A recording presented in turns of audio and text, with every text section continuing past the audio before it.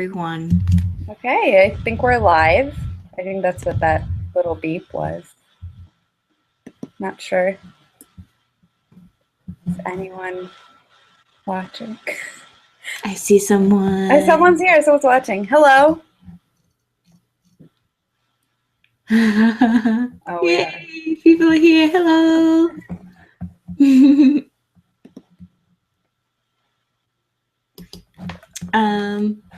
I don't know if I have the link to the thing.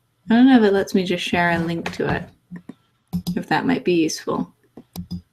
Let's try that. I'm gonna paste the link into the chat just in case. For the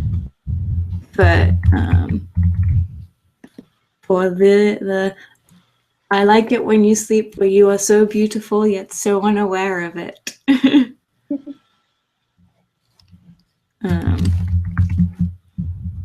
Hi everyone. Okay, so I've just pasted the link for the album on Apple Music. If you haven't already used it, you can get a free 3-month trial on Apple Music just for like saying that you want it, basically. Yep. So and if you Apple don't already, Music is pretty great. I'm a fan. That's the streaming service I use. Yeah, my brother was going on about like the curated lists or something that they have. Like, oh yeah, they do. They like call me out on their like High School Musical inspired playlist. I'm like, stop at Apple Music. That's my secret.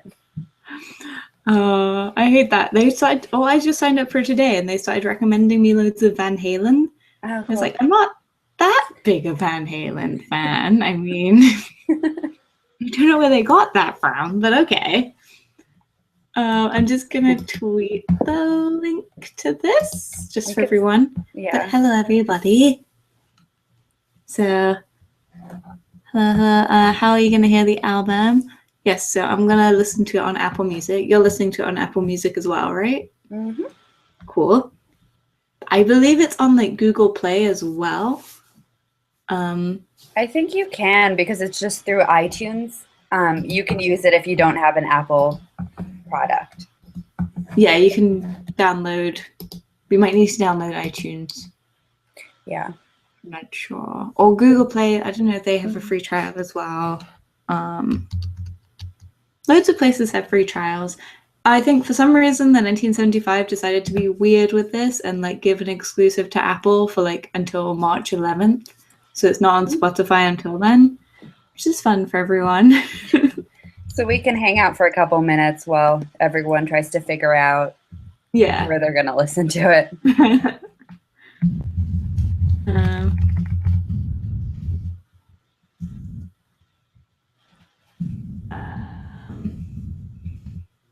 Just going to use the trademarked React word to describe this.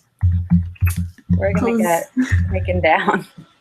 Can I get sued? Oh, poor Fine Brothers. All they wanted was money. Not what everyone wants. Really? I can't argue with that.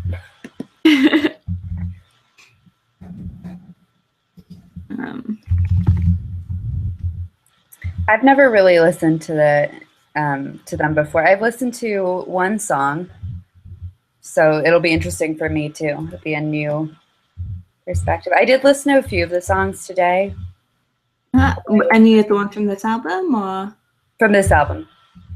I've listened to a few. I've also listened to their last album a little bit, but I'm going into this kind of blind because I'm not familiar with the band too much.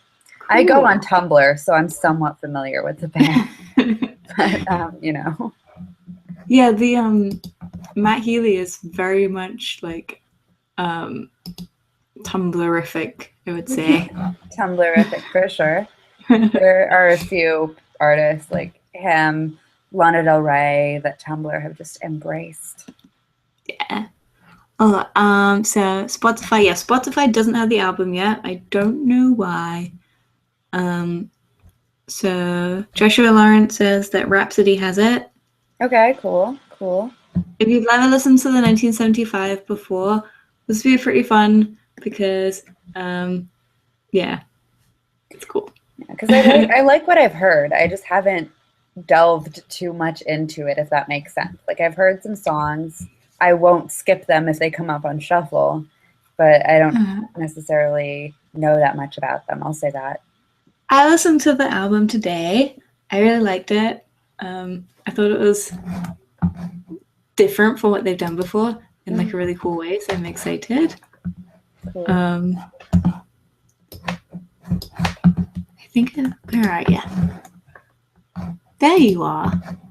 You were hidden behind a window.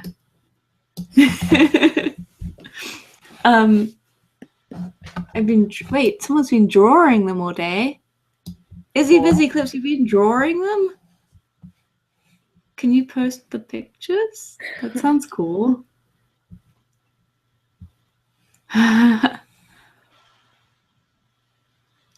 She laid it. Oh, Jack's working with Arca again? That's exciting. That's really exciting. I know everyone was really upset because, did you hear the new FKA Twigs song? Mm-mm. So she just released one this week, I want to say. Maybe like last week. And everyone was like, oh no, she's not working with Arca anymore. It's not good anymore. Oh. Well, I saw a few people saying that. Most people were like thinking it was awesome, but it was still like, but it's exciting if she's working with Arca again.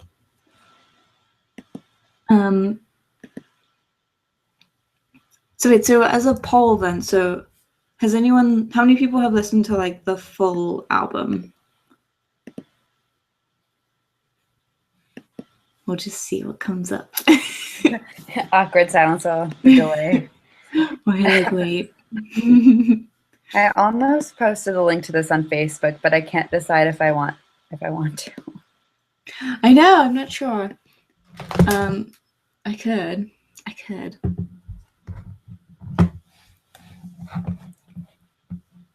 Okay, so Izzy's drawings are going to be they're going to be on our Instagram account at Izzy Drawings. Cool. We will have a look. This is the full album for the past 3 days. Just, I'm assuming non-stop, just constantly on loop. Over and over. I do love I tried to do the Love Me makeup. I don't know how well it went. It sort of just ended up being like... I think it looks great.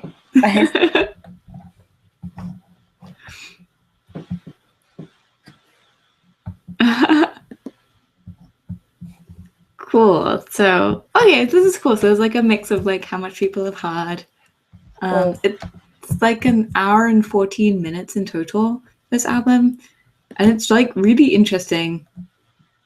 Before we listen to it, it's like, it's interesting because if you've heard the singles, I think you'll be surprised by the rest of the album. Should be fun. Interesting. Yeah. I'm excited. Okay.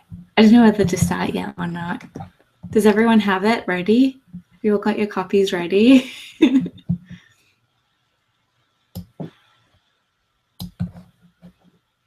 Because, yeah, it's got 17 tracks. Okay. I'll make up my little book again. But I just made some notes. I didn't do it track by track for this one because, I don't know. I wasn't very organized when I was listening to it. Okay, I'm gonna... I tag you in it or no? Oh, yes. So, okay. So, if everyone's ready, then shall we start? Sure. Okay. Okay. So, it's their second album. They're from Manchester in England. You probably already know who they are, but you might be like aware of them. But, yeah. All right. Cool. So, should we count them from 3? Yes, let's... Should we just listen to the whole thing, or are we pausing between songs, or what are we? I think maybe we should pause between songs just so we can stay at the same... We can all catch up together. That sounds good. So the first song, it might be worth going straight from the first song into the second song, because the first song is interesting. I did listen to this one. Yeah. Okay, so we'll listen to the first two songs. If you haven't watched one of these reaction live streams before, we talk about it while we're listing, then we're going to pause it, talk a little about it with you, and then keep going. Yeah. It's nothing too fancy, but we have fun. All right, so we'll start with track 1. Yes. All right. Ready? Yes. So, 3, 2, 1, go. Oh no, the spinning wheel. It's loading. Ugh. Okay. It's starting. Okay. Oh.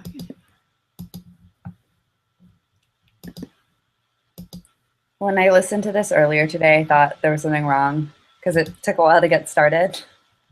Yes.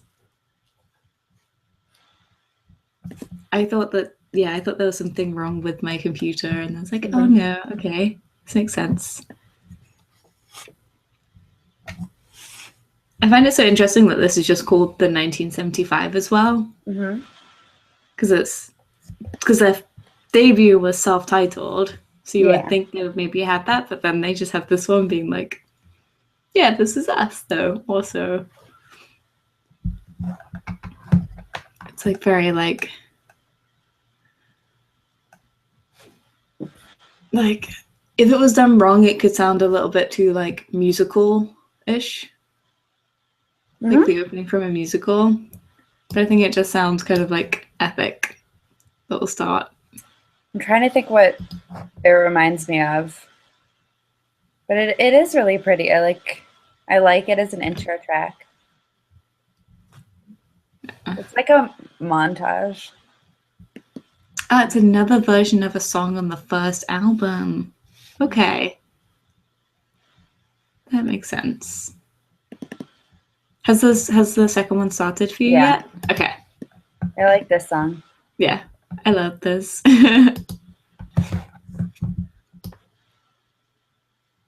Okay, so the previous track was on the first album as the opener, and then the production has been redone. So it's like a revisiting what they were doing and then saying like. So I read something really interesting about this song. I don't know, have you seen the video for it? Is this the one with a cardboard cutout of like Harry Styles? Yeah, then yes, I have. So he's just kind of like dancing around all of them. But apparently Matt Healy was saying that he started to realize that everyone in the music scene, people only thought they were friends if they were in their Instagram photos together. Oh. And he was like friends with like Harry Styles and friends with like Sam Smith and stuff. And then he was like, but apparently I'm not, because I'm not in an Instagram photo with them. And like the whole like weird like thing of like validating friendships through publicly having friendships. It's weird, but it seems really cool. So it's interesting. Making fun of it. That's interesting. It does remind me a bit of Let's Dance.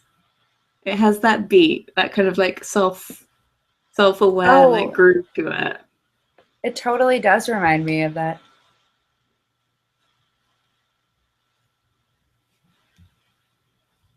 I want a pink guitar too. Glittery pink guitar for the band that I haven't started yet, despite everything I've said for like 10 years. Start that band. But yeah, this is though. There's such like a groove on this. Yeah, Fame. It is. Yeah, it's very Bowie. It is. That's what this reminds me of. Although I have to admit, the vocals and then a bit of the song really reminds me of the song Sledgehammer by Peter Gabriel, which is like because his vocals aren't very Bowie-esque, they're more like Peter Gabriel to me. But I like what he does with them.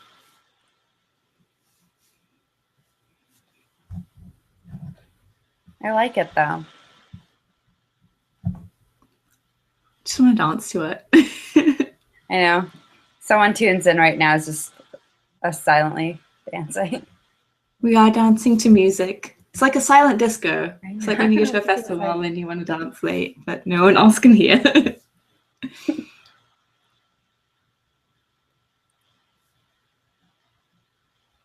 It is very David Bowie. Yeah. I think it's interesting that it's more similar to like Bowie because obviously Bowie was kind of creating a character that was similar to other music, like 80s music. Yeah. But it kind of makes you realize that the 1975 are being like purposely making this very 80s inspired music. Like they said like they just basically make music for the 80s. Mm-hmm. And this whole album is incredibly like 80s inspired. Which I find interesting because yeah, I don't want to spoil the twist. Okay. All right. But I Should we love how pause or should we go to the next yes. song? Let's pause. Let's pause.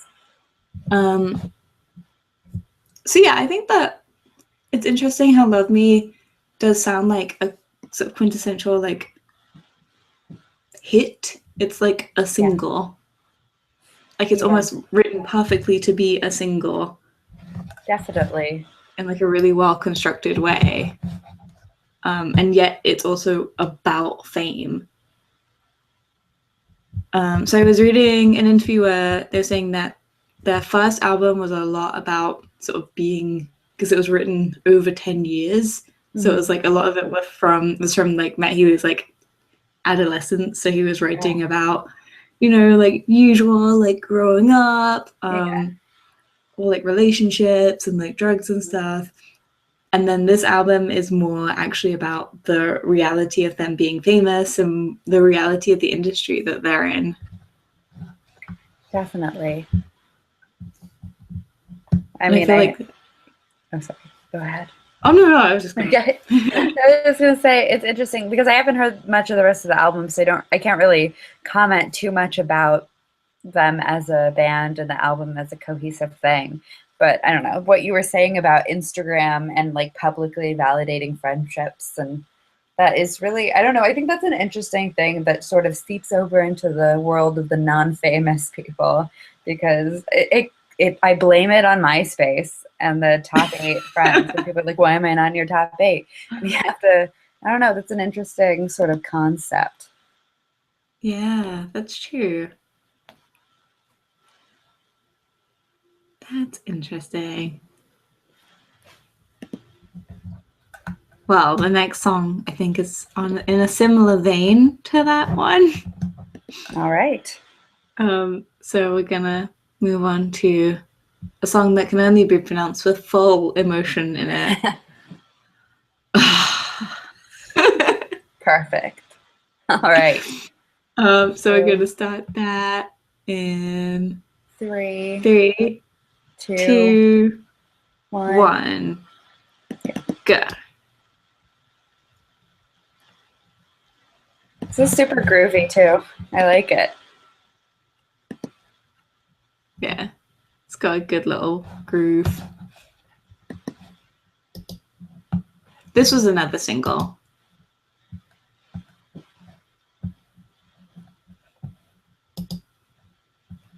It does sound super 80s. Although it also has a hint of maybe it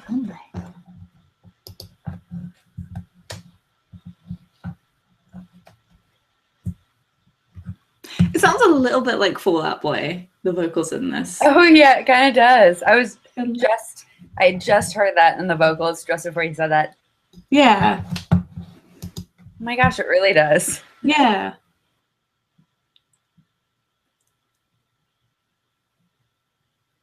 Oh, TLC vibes.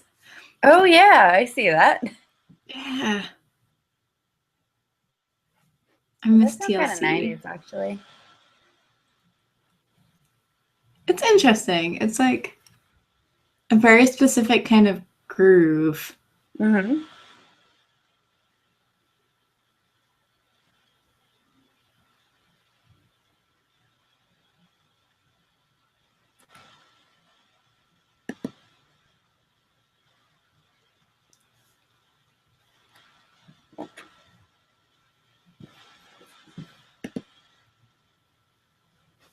interesting. It's like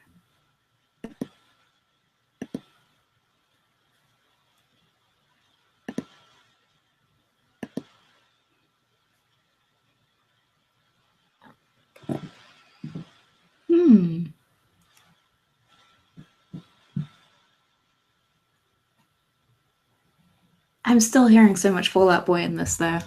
Now that you said it, I can't unhear Fall Out Boy. Not that that's bad. I do like Fall Out Boy. It is quite a dance song. And that's it. Yeah, that is really interesting. So Yvette Williams has just said that it is basically about taking drugs, but it sounds, yeah. It does sound mature. It sounds, yeah, more mature and like sounds like very, not innocent, but it sounds more like, I suppose a lot of songs do that where they kind of put like drug taking in, they sing about in the way that like you would sing about like love or something. Like they're always kind of woven together. So mine's about to go into a change of heart. Yeah, I'm just. Yeah, anything about ugh. I like it. I like it a lot. They sold a T-shirt that just said ugh. I like that. I couldn't justify it though. I was like, I can't spend £20 on a T-shirt that says ugh.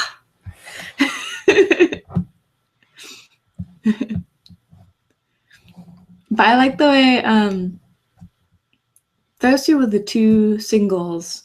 I don't know if they released anything else as a single, but those are the two like very. Yeah, we paused. These are the two that are like the most commercially friendly, like the most likely to be played on a radio of the album. And I do think that from now on the songs start to get a little more album-y, if that's a word. I'm excited to hear it then, because this is all the first 3 tracks is all I had time to listen to when I was driving home today. So cool. I haven't listened past this, so it's going to be fun. I did hear about the next song. What is the next? A Change of Heart. Because I think this is the one that the New York Post said was about Taylor Swift. It's not. And literally everyone involved is like, no, Matt and Taylor never dated. And New York Post is like, yes, they did. They did. Matt's like, no, we didn't date. They were seen together at the same party, therefore they must have. They did. It was like something where he was like, we met and we exchanged numbers like people who work in this industry do, and that's it. We talked a few times, that's it. And people are like, they were in love. They really were. Okay, so all right. I'm ready to start. I'm ready to. All right. 3, 2, 1, go. Okay.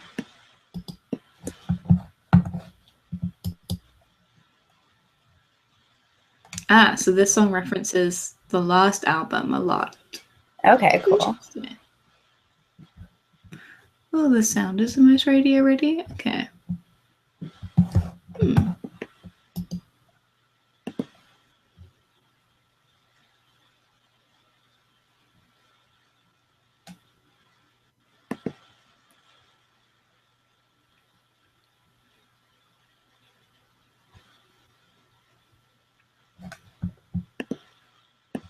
Like this. What I like a lot about this album, I feel like you can kind of hear even in just the first 4 tracks, is that they really just show off like a lot of different styles. I mean, not just like the instruments they're using, not just like the beats they're using, but like even the vocals, like even though it's the same person, he sounds like different singers. Yeah. This definitely does sound like a different artist. Yeah. Almost. It's a bit Phil Collins-y, but yeah. I do like it though. It's very I don't know.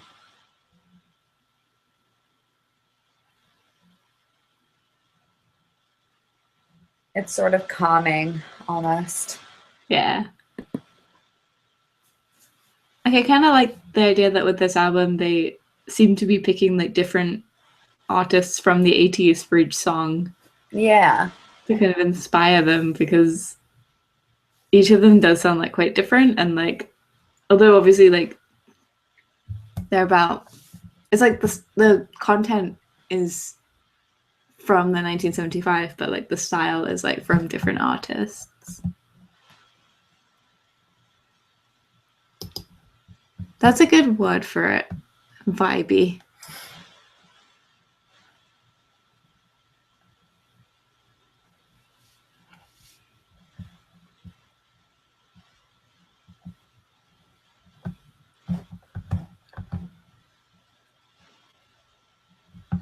Did I have to say you took a picture of your salad and put it on the internet? Yeah. Good. I'm glad. I'm glad that's what I heard. That definitely did just. I know. Yeah. The lyrics on this are great.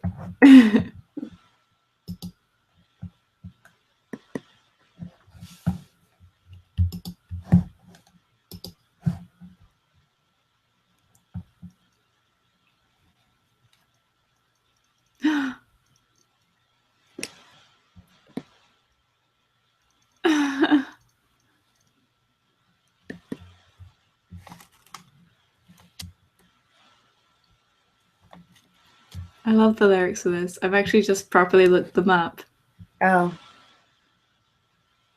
So this song incorporates concepts and lyrics from 3 older tracks by the 1975: The City, Robbers, and Sex. Okay.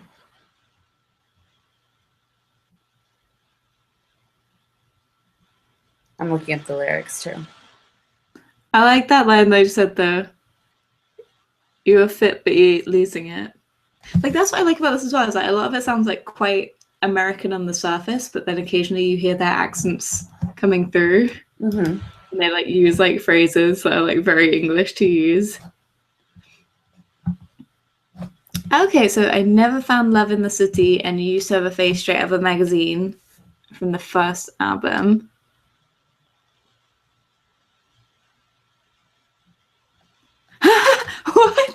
What? Did you? So, okay, Yvette Williams says the salad line is because Matt has said that how he feels about the internet, and his girlfriend posted a picture of a salad on the day they broke up. That's brilliant. Oh wow. Funny. I don't think I've ever posted a picture of a salad. I literally have posted a picture of a salad on Instagram. It was pretty. Never again. Well, Matt wouldn't like me, I guess. Yeah, I like that. That is it's so like, it feels so casual, that song. Like, it's very like chilled and like laid back, and then just the lyrics are just so cool. Like, they're there. Like, every single one is on point. Yeah, I would say that because, like I said, I haven't really listened to too much of their stuff, but now that I'm sitting here and really listening to this album and all the lyrics, they're really cool. I like, I see why so many people like them. I mean, I like the stuff I heard before, but I really see why people get into this. Yeah. I like the line, quoting on the road like a twat. Yeah. That's incredible. That's great. That like sums up.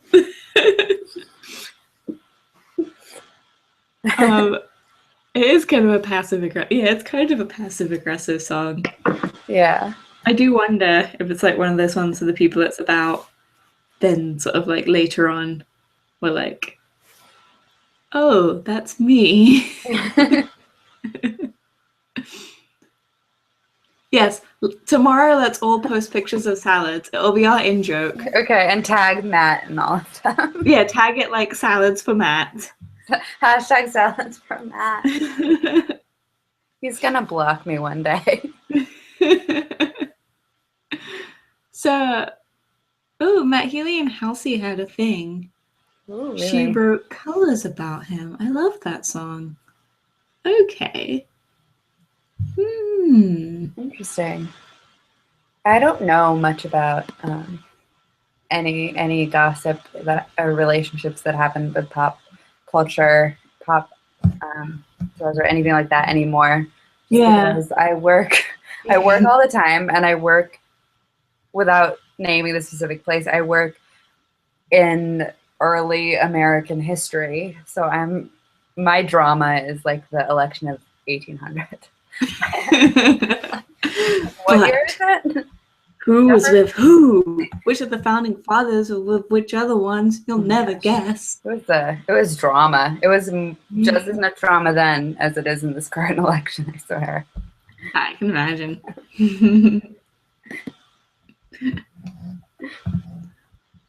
Scandalous. Right.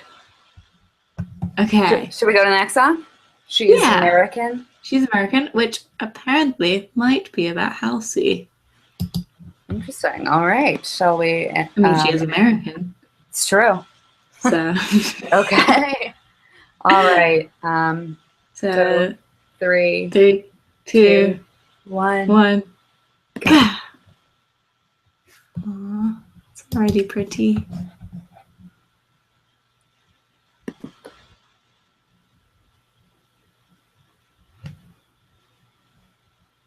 Oh, I love this.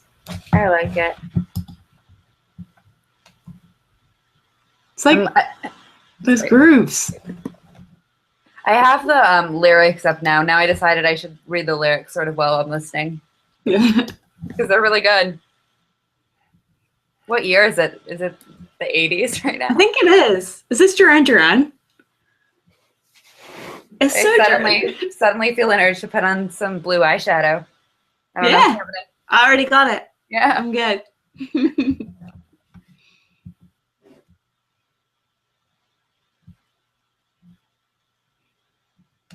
I want to do the little dance. It's so like there's like almost like a Lionel Richie influence on this. I was reading, so Matt's parents are both actors, and apparently they're very into their R&B, and that apparently was quite an influence on it.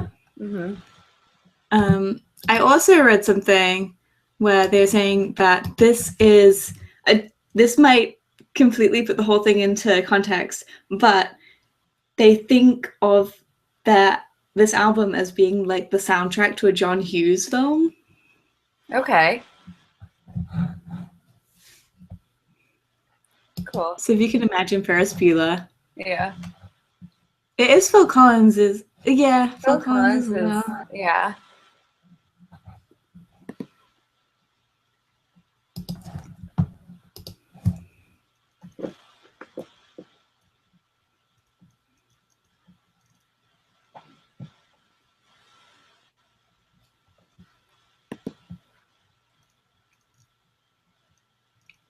Oh, that's really sad.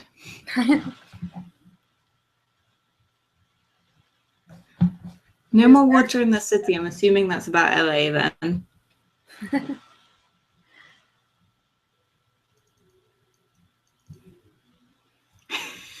I don't really understand the chorus here. Does anyone? I don't know. I'm reading the lyric right now. Does anyone have any? She likes it because we don't eat. She says I've got to fix my teeth. I get the fix my teeth thing because English people don't really care as much about having like perfect teeth.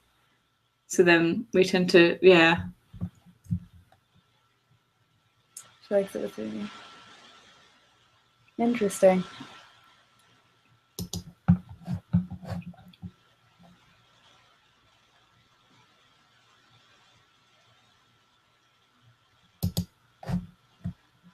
This is a very like, I find the 80s obsession really interesting actually on this album because it's like, I don't think any of them were like really, like I think some of them were born in the 80s, but not like, they must have been like 2 or 3. Like they didn't really live through the 80s. Yeah, it's like people who are born at the end of the 90s saying they're 90s kids, which I'm not judging, but I'm just saying like, it's interesting. like, I guess if you're born at the end of the 80s, what did you experience of the 80s? So she's so American because, yeah, she says he has to fix his teeth. 60% of Americans take sleeping pills, apparently. That's a lot. What? Why? Just stay awake. Because in this crazy country, you get advertisements for sleeping medication and antidepressants on television, like, all the time. Their like side effects may include death, but you can also go to bed. No. Oh dear. I don't know. Really, I'm just caught up with that fact. 60% sleeping pills. I took sleeping pills once. Ambien. You died. I did die. I thought I was dying because Ambien's like, I didn't realize it was a strong sleeping pill when I got that one. Oh it made dear. me, like, hallucinate. I was like, I'm dying, but I didn't because I'm here. So still here. They explained the 80s vibe by saying it was the last time when pop stars were really unashamed and unreserved in what they created. Comment. That's an interesting idea. I suppose. I'd say that. I feel like though there's also a really interesting political parallel with the 80s at the moment, just because we have like a conservative government in England at the moment. Okay. And the last time we had one for that long was in the 80s as well. Interesting. So it's like, and we have like a strike going on at the moment with like doctors are striking. Oh. And we had strikes in the 80s and stuff. So interesting. There's like a similar like thing going on. I don't really know how, but I feel like there's probably a connection between. Interesting. But that is an interesting point that the 80s might have been a time where pop stars were really unashamed, because I mean, one of my favorite classes I took in college was a history of rock music, and it sort of went into pop music too. But the sort of evolution of music is really interesting to me. Like, it goes from this, I guess, unashamed music in the 80s into grungy early 90s stuff, and then pop music becomes so calculated, at least from my perspective. Yeah, that's true. It's almost like the 80s was still like innocent before grunge happened and said none of that is innocent. Like, whether it was or not, like when after like grunge artists said like they kind of like highlighted what it was actually like. So before, like, people kind of believed that being pop star was like still quite free. Because I mean, you have people like Madonna who I mean, I don't have any particular feelings about Madonna, but she's a 80s pop star. And then you have like people like Courtney Love fighting with her at award shows. There was an award show where Madonna was being interviewed, and then like something hits her and she looks around, and Courtney Love is like down at the bottom of the platform, like throwing her compact at Madonna. And, and Madonna's like, Courtney Love is in need of attention right now. Courtney is like having a great time. No, it's an interesting just comparison. Like, it really took a dramatic turn. It's interesting actually as well. Like, those songs, like, I am also hearing like 80s Madonna in some of these. And Madonna is like very, like, she's very much a chameleon. Like, she changes her style a lot. So it's cool to hear. Like, I like how they're having like different styles. Definitely. Shall we go to what's the next song? To If I Believe You, which I think is a really interesting one. Oh wait, the lyrics to this one might be difficult to hear the first time round. Yeah, I'm gonna have the lyrics in front of me. because Me too. I have the lyrics up on my phone next to my computer just so that because I that's want fine. to really, really experience this album, and I'm kind of really intrigued by the songwriting, the Yeah, poetry of it. So. there's definitely a lot going on. This one is also the longest track on the album. Okay. Okay, so All right. 3, 2, 1, go! Go. Ugh, the rainbow wheel. Oh. It'll get there.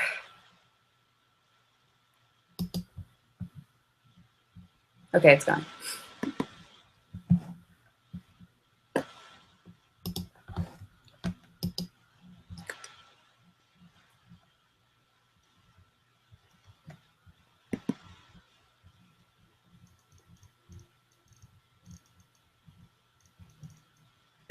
It's pausing, right? It's not just Yeah, okay. I think this was the song that came up, and it completely changed the way that I was thinking about the album.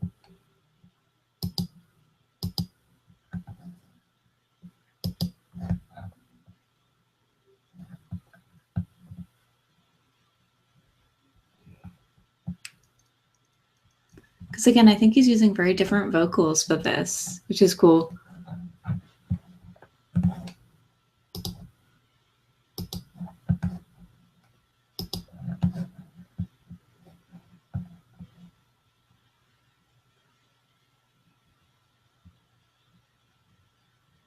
I really like this song. I think this was like the one that I felt that there was the most R&B influence in it. Like right now, I can hear that as we go into the chorus. Yeah. Yeah, a lot actually. Yeah, because it's like that mix of like an R&B beat and then like a bit of like gospel in the vocals. Yeah, I was just gonna say that's an interesting choice to use sort of gospel-inspired production, I guess, in the chorus here.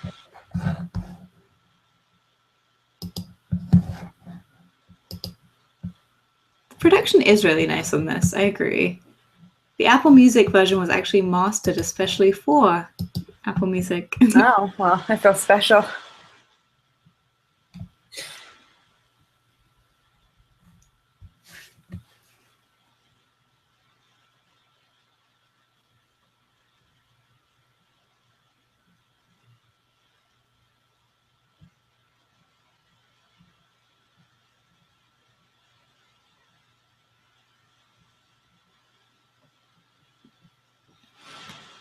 There are some interesting lyrics in this.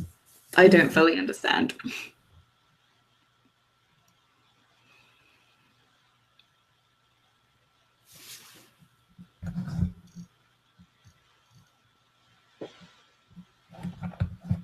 Wow.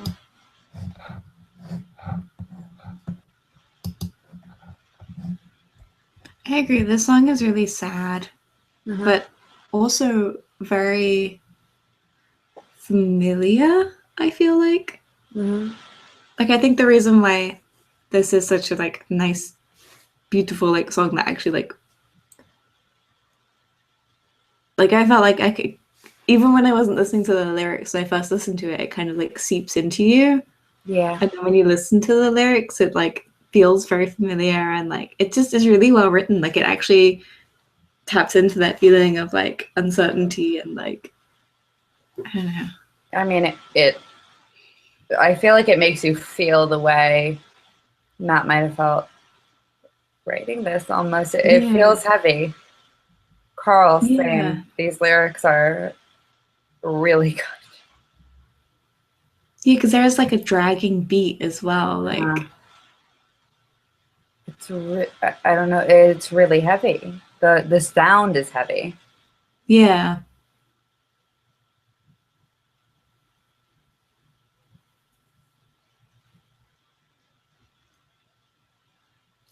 I think, is it the center of it? No, it can't be the center. But I feel like this is the part where it does start to take an interesting turn. Like the previous songs are very much like sort of about like not that they're about superficial or artificial specifically, but they're more superficial than this. And then they hit you with a song about like questioning your existence and questioning the existence of God and what does it mean to believe and what, like. That's interesting though, because I don't know, but I think that's the thing a lot of people think about. And now that I'm thinking about it, I don't think it's a thing a lot of people sing about. No, yeah. Like people write about it. So much poetry is written about religion, but I feel like you don't get much pop music written about this at all. It's interesting. And yeah, again, it's like, I think it is something that everyone does think about and relate to. Like, I don't think I've ever met anyone who's ever been like 100% knows what they believe, 100% never questions it. I like the way that this is also like very sensitive, like in like repetition. So like the bit that we're in right now is like this repetition of that same line, which is what kind of happens to you when you're thinking like this. You kind of have the same thoughts just go round and round in your head. Yeah. This is really good. Yeah. Lovely. And I would not have expected this. Before I listened to this album, I was not expecting anything like this. I mean, I never know what to expect when I see that an artist is like a Tumblr favorite.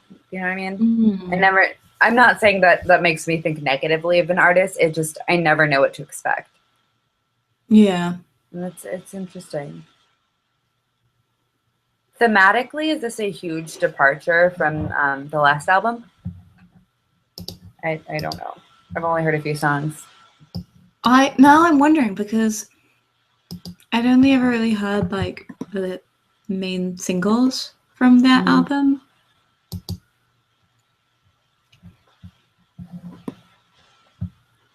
Oh, that's interesting. Quest for Redemption might be easier if you're religious. Oh, so it's a big departure. That's cool. Okay. I like that. I like it when people aren't afraid to like do something different. Gosh, I just want to let it sink in for a moment. I feel like I need to go listen to that a couple times after this. Yeah.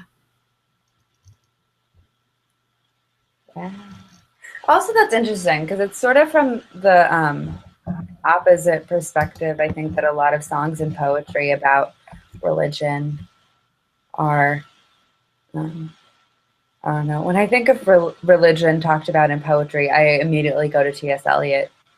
But no one, I can't think of anyone who talks about it from the other perspective, like they don't believe, but they are questioning from that perspective.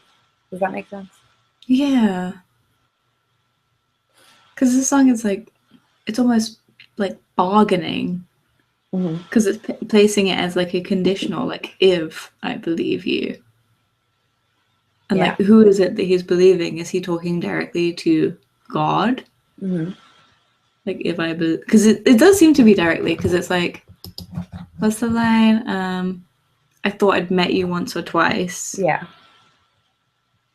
But that was just because the dabs. I'm guessing drug. That's a code name. That's street slang for drugs. Slang. But these lines, like, I love this. I would never have expected this. Showing me consciousness is primary in the universe. How do you sing that in that song and make it sound natural? But he does. I'm really, really fascinated with him as a songwriter. But beyond that, as a poet, my favorite songwriters are ones that, you know, where their stuff stands alone as poetry. Where you can really experience it just reading the lyrics. Like if I just read that, that would have still affected me. Yeah. A lot. That affected me a lot more than I thought it would, that song. That was really good. Yeah. He loves his big words. Dabs. It is interesting. It's I think sometimes weirdly songs that feel the most personal to like a specific person are often the songs that are most easy for everyone to connect to, if that makes sense. Like sometimes stuff that's too general, people can't connect to it because it's too general. Yeah. But like because he's saying his specific exact things that have happened, exactly how he feels, it's almost easier to relate to it because it's so precise and specific. Yeah. I think a lot of people, I mean, even the thoughts you think are so personal and no one feels that way, but I think a lot of those really personal thoughts people have had in different contexts. And wow, it's so interesting. I didn't expect that on this album. That's cool. That's really interesting. Right? Yeah. Definitely got very deep. Yeah. Well. Yeah, I agree. Carl F. Yeah, Volnicura, similarly, is so specific. Like it even has the exact times that things happened at, like month by month, week by week. And yet it's incredibly easy to like relate to it. Because I suppose if you're like really honest and really show like the exact truth, maybe that is some sort of essential truth that everyone understands. I think that's what it is, because there's a lot of music, like, I mean, I'm a big Taylor Swift fan, and a lot of her music is very specific to her relationships, and she mentions specific things that happened. She used to mention names in the actual songs, and it wasn't, I don't know, you could feel her honesty in her lyrics, and that was relatable. It wasn't the exact thing. It's interesting. I think that's true.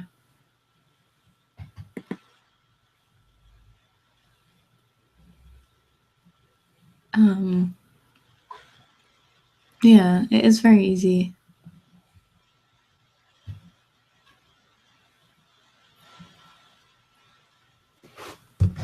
Very easy to relate to. Very intriguing.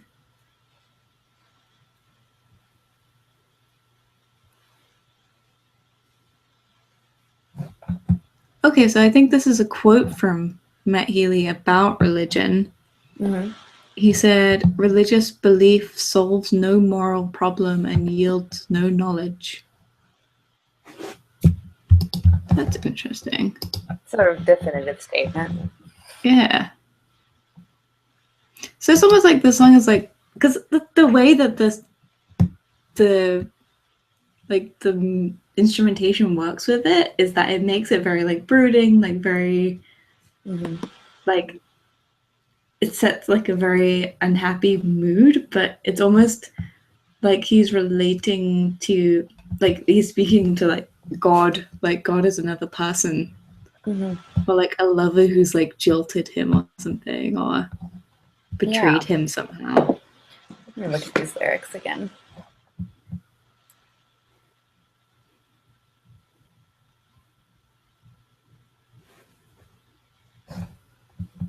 Interesting.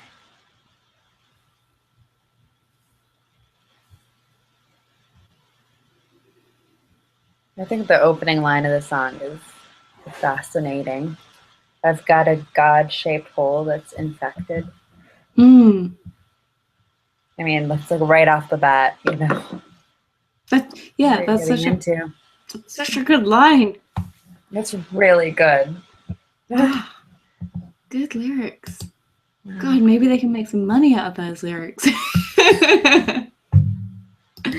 Is this album on vinyl? Is that an annoying question? Because I want it on vinyl now. Yeah, no, it is. It's on clear vinyl. I wasn't sure whether to get it because I wasn't sure how good it would be. I think I'm going to have to now. Yeah. I have to save my money, though. On Wednesday, I'm going to New York City to see Hamilton. Yeah. I'm so excited. It's exciting. But then next paycheck, I'm going to go buy some vinyl. Put it on like hold. Can you put it on hold? I don't know. On sure, hold? I'm sure it's at Urban Outfitters. I'll just stop by there. So, but the next track, clear or white vinyl, cool. The next track, Please make be sure you listen naked. very carefully to the lyrics. Okay. Okay. I'm Okay. pulling up the lyrics. I'm ready in 3, 2, 2, 1, go. go. It's paused again. Hold on. Rainbow wheeling. Rainbow wheeling.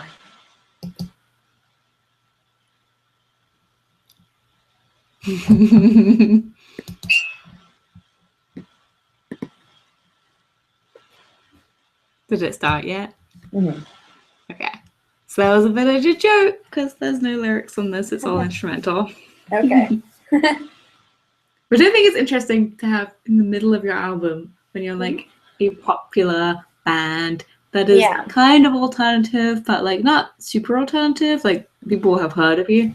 They're like mainstream alternative. Does that make sense? Yeah, which is a really weird thing that exists now, I guess.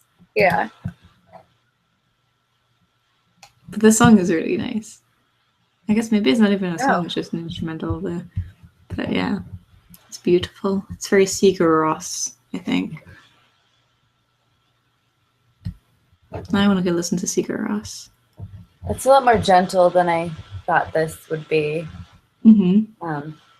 I wouldn't expect them to write such a soothing instrumental.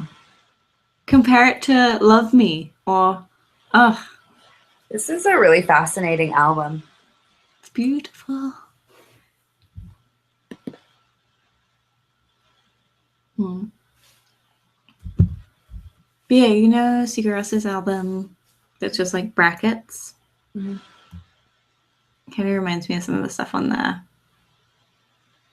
So they have previously had short instrumentals on their EPs, but nothing as long as this. That's interesting. I can't think of many artists that include instrumentals, like instrumental interludes on their albums, or interludes at all, besides Lana. Yeah. I think there was a phase with some bands that used to do it quite a lot. This whole album, you know how movie soundtracks sound, they're not cohesive at all, but then once you see the movie and then you listen to the album and you think it makes sense together, even though if you just heard the album, you'd be like, what is this? These songs make sense. I agree. It's like you saw the movie and now you're listening to this and it's bringing up moments from the movie. From like the John Hughes movie. What? Yeah. From the John Hughes movie that this is. Yeah. Maybe it is. I wonder what scene. Where's Molly Ringwald?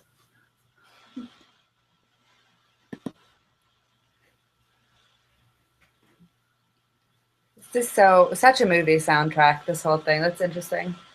Mm. And I guess, I mean, the title gives such a frame to the song itself as well. It's like, so this song feels like very romantic. It does. It's shimmery. Yeah. But it's like you can almost, if you just know that it's called Please Be Naked, and then it's like, I can kind of see the scene actually now. If I was shooting a scene to this, there'd be a lot of like white sheets fluttering. Yeah. The characters smiling. This is when the characters get together, whoever they were. When like Molly Ringwald and Emilio Estevez get together. Whatever John Hughes characters. Actors. Yeah, it's like a very like, it does feel like, oh, not feel like, well, I suppose feel like, because it sounds, but it evokes a feeling, but it is almost like that innocent, pure. And it's interesting that this is right after the, blah, blah, blah, what is it called? If I Believe You. To like juxtapose sort of religious doubt with sort of sexual hope, I suppose, is the only romantic it's sexual like contrasting that, and that's really interesting because I guess if we're thinking about this and talking about it like it's the movie soundtrack where thinking about it as it sounds like the character just had a breakthrough. Yeah. Went running to Molly Ringwald or whoever. Yeah. I don't know. It's really sweet sounding, romantic. It's not like Yeah. I guess if you heard the title "Please Be Naked," Mhm. you wouldn't think it would be so sweet, but it's so gentle and Yeah. delicate, and that was unexpected, but so beautiful. I agree completely. Yeah.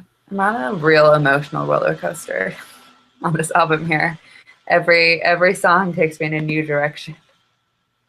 I agree. It's really what I was struck before by earlier is that it is a really, really nicely constructed album, and it doesn't go the way that you think it's going to, but it does go really, really nicely.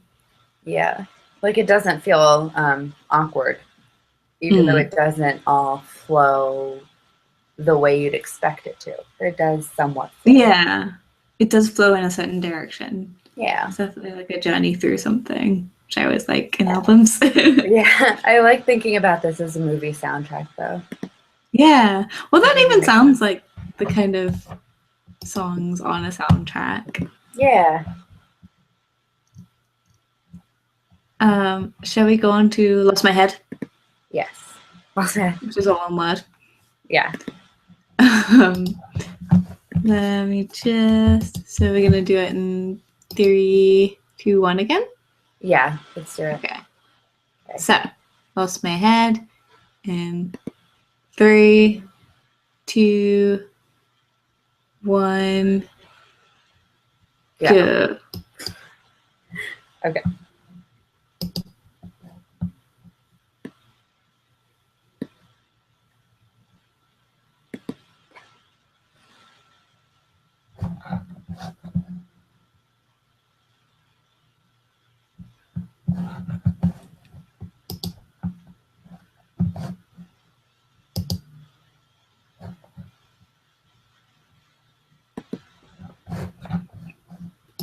Opening.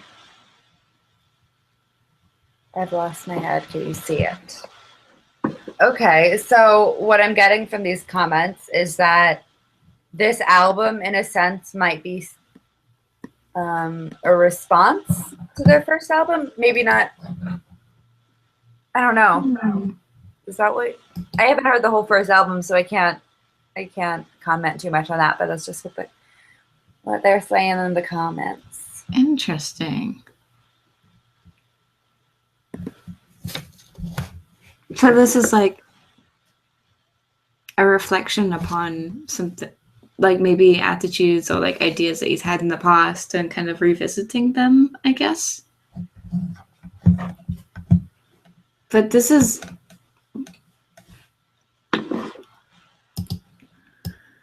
like, I like how we did go through that instrumental, because now I feel like it kind of prepares you for the way that the mix on this track is more like the vocals are more lost in the mix. Yeah. And it kind of redirects your attention like for the song.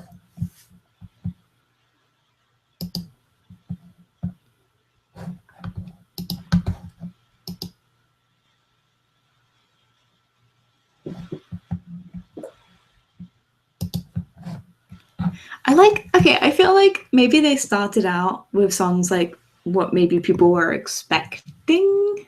Yeah.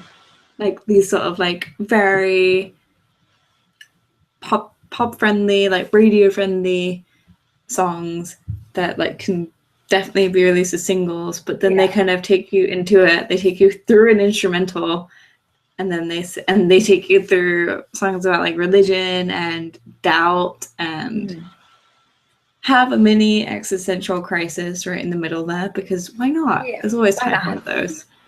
And then it's like now it's like we can kind of get more into them as being like a band that wants to talk about like very serious, like not like super super serious, but like more I guess like more challenging ideas than just Yeah. being famous. Yeah. Which is That what is it felt like from interesting. the first song. It's like it's about like fame and like, but that's not really what they're about. Like they're actually about. Yeah. It really shows them as, I don't know, relatable. Hashtag Yeah. relatable people.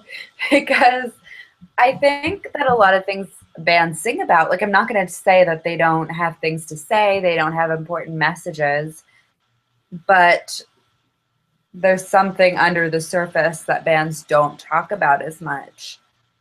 A lot of artists don't touch on things like questioning, not even questioning religion, questioning atheism. I don't know. Yeah. It's like all these things that are important things to think about, but They're not as like glamorous often to talk about, I guess. not as glamorous is a good way of putting it. I like that. But ironically, more people experience them more often, probably. Mm-hmm. And yeah, this is interesting that the comparison between struggling with addiction and struggling Yeah, with fame. I just feel read like that. it's a similar. Both of those Yeah. things sort of attack a similar parts of like people's health, like mental health. Well, I think fame is a drug almost in the way it affects people and Yeah, the way it can damage people. definitely. There is a lot about mental health in here that I think is really not just interesting, but like I think useful. I think it's really useful when people put very internal struggles and internal like Yeah. because those like things that are based in your head by nature feel like quite isolating because they're like in your head. But when people are able to express them through music, it's so Yeah. useful because then it's like other people, it goes into other people's heads, and then like like what other people experience. It's a Definitely. really nice song. I really like that. I don't want it to end. This is so interesting because again, this is like my first impression almost of the band, not just this album, but I'm noticing how strong it's Matt who's writing all of this, right? Or is it Yeah, I think the he other? writes all of the lyrics from their Okay. albums as well.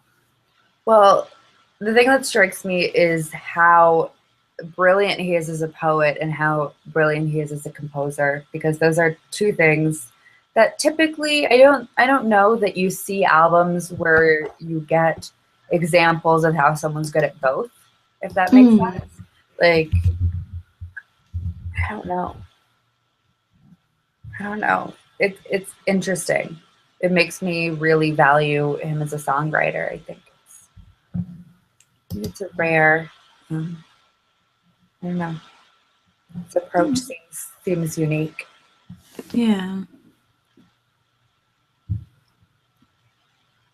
Well, Okay, so he's really talented, and he writes all this. All right, should we move on to the next? the ballad of me and my brain. Yes. Yes, let's do this. All right. Okay, so we're gonna start the ballad of me and my brain in Yes.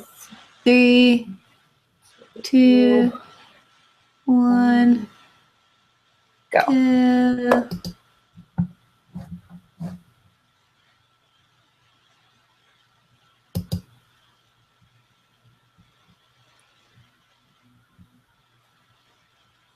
It's like an interesting play on like gospel music, but kind of.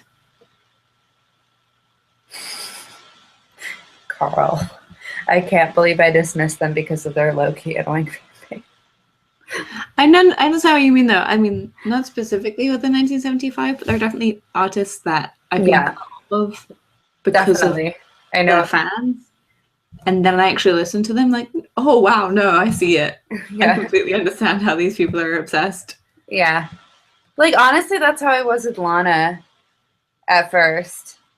Yeah. And Marina and Halsey Yeah. and so many people where I saw them for the first time on Tumblr. And I was like, I do not need another edit of this person and cocaine. And then I actually listened to their music and I got it, I think. Yeah.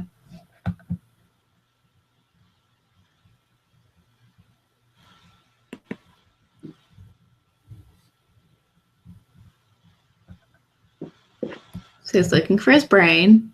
Forgot to pull up the lyrics.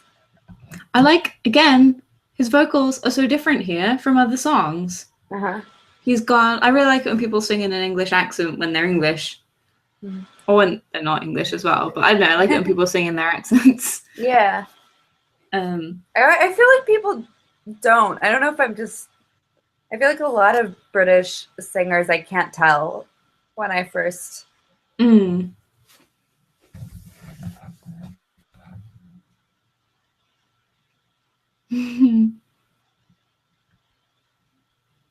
I would have never guessed that he was from Manchester. Yeah. I've been to Manchester. That's one of the places in England I've been. Ah. I had a friend who lives sort of near there. So when I was 15, I spent 3 weeks there. Good times. Mm.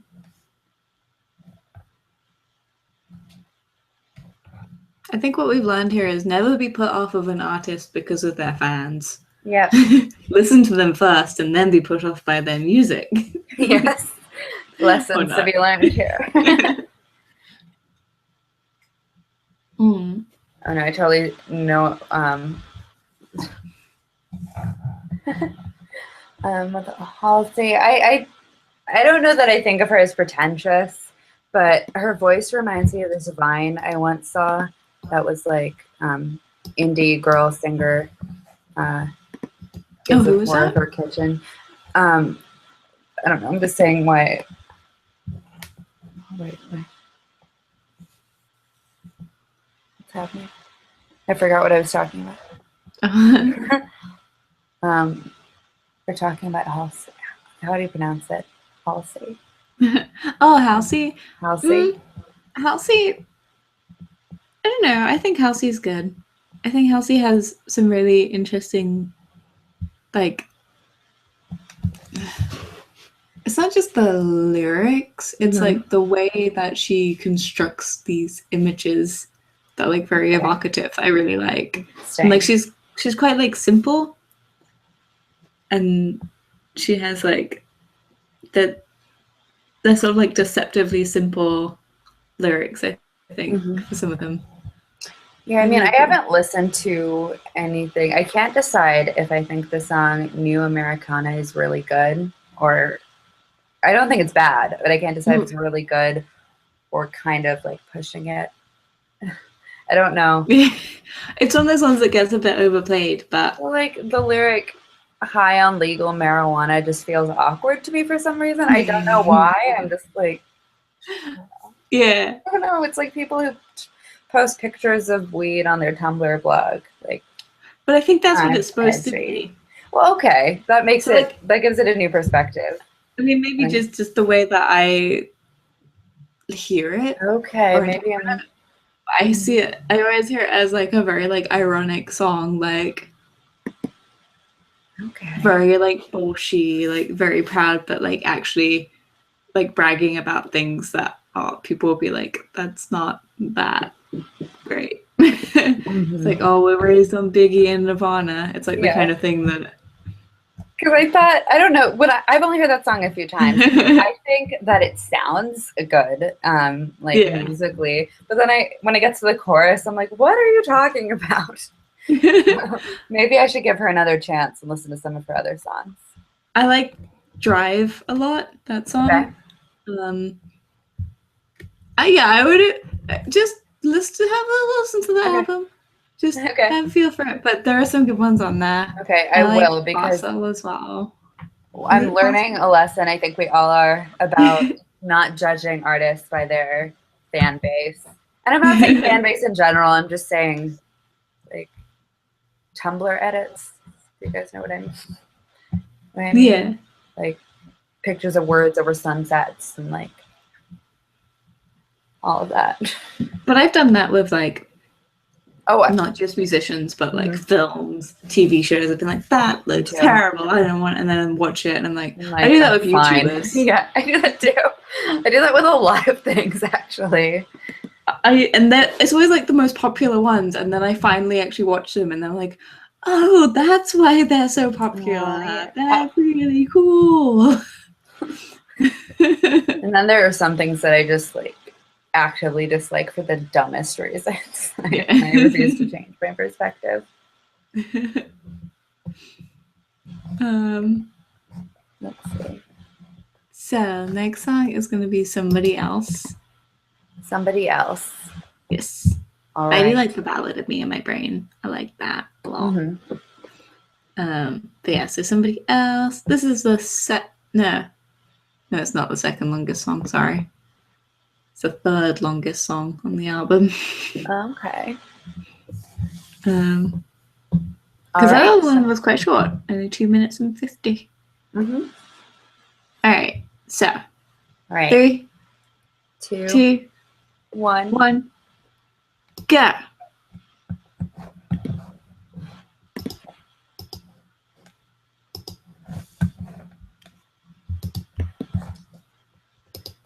I feel like we're getting into the 80s vibe again now.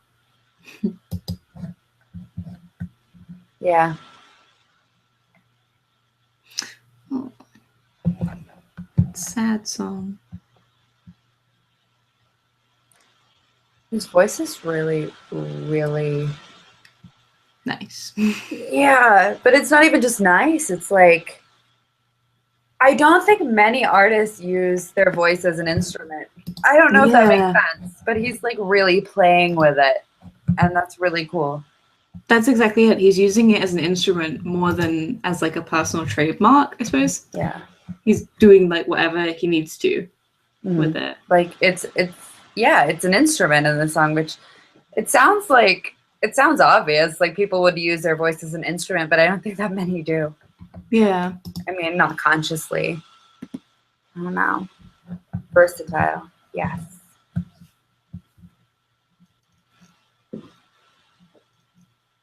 I'm feeling more of the 80s vibe again with this. I think I didn't feel it so much in the last 3 songs, I'd say.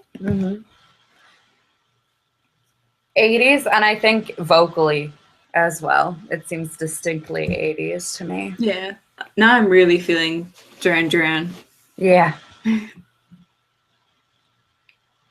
On a yacht rock. Now I really want to go to one of those silent raves. I don't know. I think it'd be funny.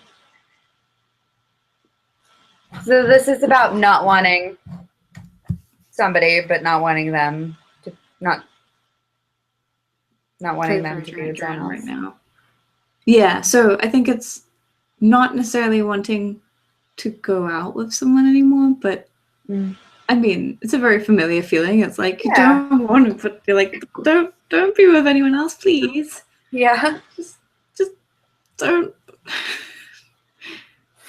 go like join a monastery, please.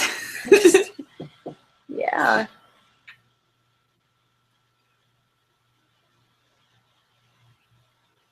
It's interesting.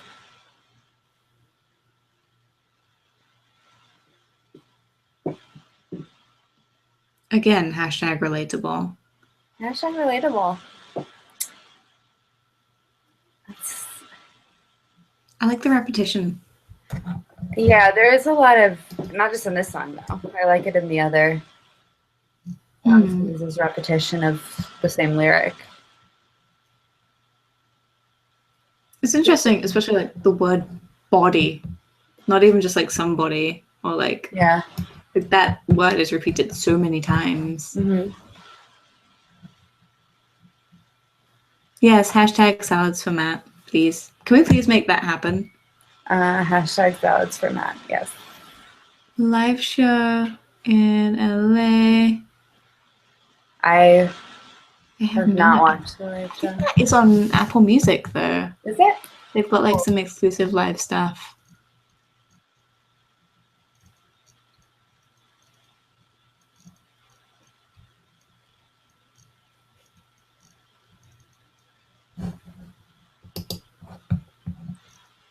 Seriously, hashtag relatable.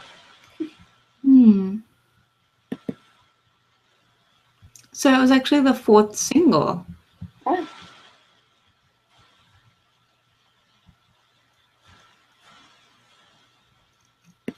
And they posted the lyrics to their Twitter on the day that it premiered.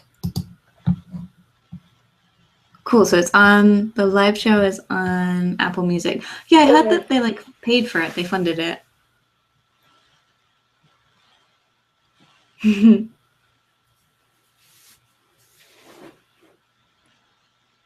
isn't a single? It was a promo single. Yeah, but it's still a single, right? I don't Does know. it make sense? What's the difference? No, it's their fourth single.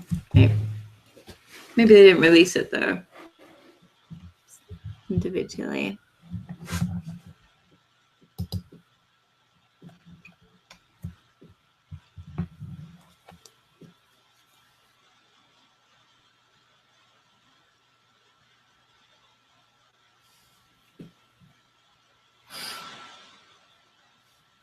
Oh, it doesn't count as a proper single. Okay. But they released it in some way prior to the album release, which is interesting. In answer to your question, Carl, I think that Apple Music is great. It's the one I use for all my music streaming, because I used to use Spotify because you could use, you used to be able to import your own music into Spotify and upload it to your phone, but you can't anymore for some reason. Oh. But I just like iTunes, and as a streaming service, I mean, Apple Music is good. There's lots of exclusives. I think Apple Music, yeah, I just did it for the free trial. I mean, and it's a 3-month free trial, Yeah. which is great. If you That's like like enough Taylor time. Swift, I recommend Apple Music because Taylor Swift has all of her music on there and her concert tour. It's really good. Mm.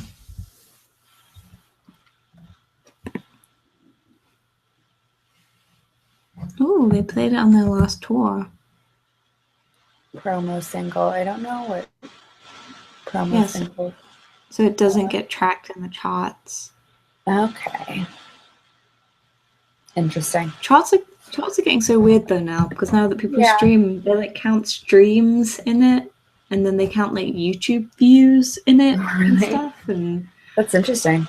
there's all these, because they don't actually sell singles anywhere anymore. So, or like a few places sell singles. Like but some bands do. Because I was thinking about that when Taylor Swift announced her next single. I was like, what does it even mean? I like had it. Like, what is singles? Because when the Vaccines dropped their new album, English Graffiti, their first single from that, Handsome, like they released it as a single, like on vinyl. I have the. That's what that meant. I think now it just means that's the songs they get a music video. Yeah, maybe. Except for the ones who release a video for all of their album tracks and then confuse everyone. Like, I think Marina did that for Fruit. She like made a video for like at least half of her album tracks.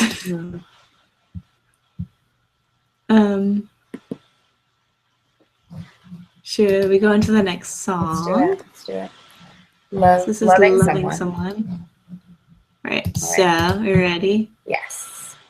3, 2, 1. Go. Go. Rainbow Wheel. Oh. It's only like 10 seconds when it. Okay, it's going. Okay, Loving Someone. I'm pulling up the lyrics. Is this his voice on the chorus? That's a nice production. This is just fascinating.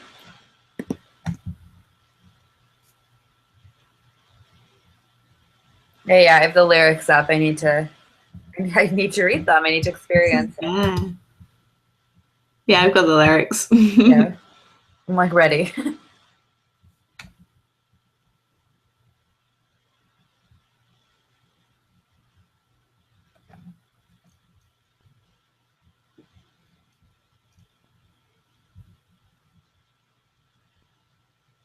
It's almost like a little bit of rap. Yeah, I was gonna say it sounds kind of like a little bit. Does he sound really British, or is it? Yeah, just me? He sounds really British in this. He's singing. Like, it reminds me of like because it's like verging on rap. It reminds me of like The Streets or something. Yeah. But he's obviously not going like quite as fast as that. But it's almost like when they have the sample in a rap. Mm-hmm.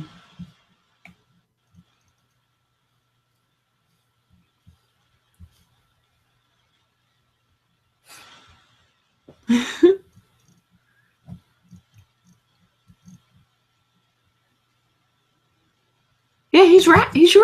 He's rapping. Is there anything he can't do? I'm like incredibly fascinated with him because I feel like it's there's not a lot of times I listen to an album and I think this is art. This is an art piece. This album is an art piece. This is really interesting. Like it's so I don't want to say calculated because that's not it. It's just well constructed. It's just well thought out. And not calculated but deliberate. Is there a difference there? Because I think there is. Yeah, there definitely is a difference. Okay. I like the way that the verses seem to be about like what it's like to be a young person. Yeah. But then the chorus is like you should be loving someone, but it's almost like that's what everyone tells you should be doing, but actually maybe not. Maybe that's a placebo. Not placebo. What's the word? I don't know. Shot of telepathy, exploiting insecurities and preying on the purity of grief and its simplicity. But I know that maybe I'm too scared to call. This is fascinating. I can't even. Wow. I don't know. I think I might be in love with him. He's really good. I think, yeah. I do that all the time. I listen to an album or a song and I'm like, yep. I'm in love. I don't even really know what he looks like. I'm gonna look it up. You don't know what he looks like? Well, I've seen the music video, but I haven't like paid that much attention. Does he have an Instagram? If you're not in love now, you will be. Guys, I'm scared of falling in love in this live stream. That spoken word bit though is like buried in it, which is really interesting. He looks like everyone I dated when I lived in Portland. All mashed into one. Yeah. I like that though. So I feel like the poem bit is buried even more in the mix than the rest of it was. But it felt like, if not rap influenced, like grime influenced even, I'd say. I don't know. Mm-hmm. It's definitely not trying to be, it's definitely trying to be something different than like indie rock or like alternative rock or even pop. Like it's trying to be more, it almost sounds like, have you heard any like Kate Tempest? I don't think so. She's a spoken word, like she's like spoken word rap poet. Okay. She has some really, really good pieces. And this bit kind of reminds me of her. Okay, interesting. If you really like this song, I would recommend looking up Kate Tempest. Okay. It's really good. That's interesting. Spoken word stuff is, and rap actually is a thing I haven't gotten into too much in the past, but right now I'm into it. I finally, a couple months ago, got into Kendrick Lamar. I think rap and just poetry in general is fascinating. Oh, she did a cover with Bastille. That's cool. I haven't had that one. I had one where it's like, we are the gods. She does some really cool ones. But I feel like if he must be aware of her and like artists like her. So maybe it's influenced by, I don't know. Interesting, yeah. This next song is the title track. So that's usually, I always look for clues. But like I always feel like the title track is supposed to be the most like summarizing. I don't know. Like, do you feel that way? I can never tell. Like sometimes it's like they just like that song the best. yeah, sometimes I think it's like the thesis of the album, if you will. Yeah. And other times I think they just don't care as much. But I think in this instant, I think it's going to be interesting to listen to this. Yeah. I mean, so shall we do? Let's do it. Let's do it. 3, 2, 1, go. Go.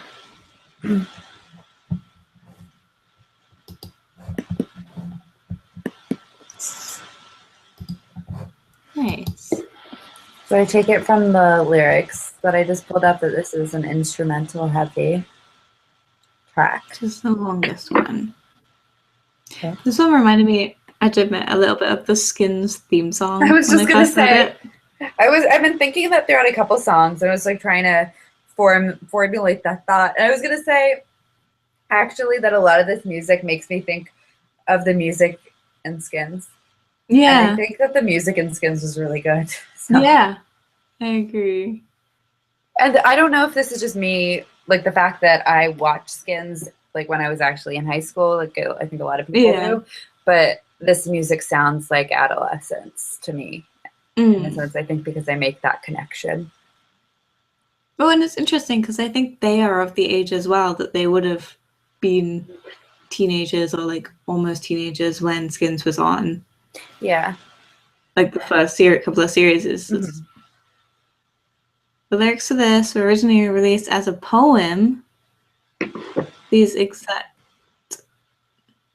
Oh, okay. So to an ex-girlfriend, but not in a romantic way. Oh. Okay. You know so much about this album. She's very impressive. Yvette Williams, our resident 1975 expert. That's awesome.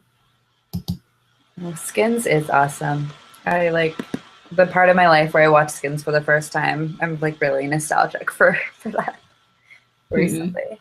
Oh, I only watched the first 2 seasons though. I didn't like the other ones. I didn't care about the other ones. And then they made the MTV version that was a mess. Yeah. American Skins. Oh. Forget it. Forget it. I mean, what show? The best thing to come out of the US Skins was one ad they had was really well shot, and it used a song by Sleigh Bells, I think it is, called Kids. And I just thought it was a well shot commercial. That's the best thing that came out of it. I love the like mundanity of these lyrics, or like the banality of them. And so every day it's like turn the big light off. So that's always like, please turn the big light off. I think that's like a Peter Kay joke, isn't it? There's like a British comedian called Peter Kay, and he has this whole like sketch about like turn the big light on. Oh, I don't know. And like that's what it makes me think of, at least. Like he had like this really famous routine, and it was like turn big light on, turn big light off.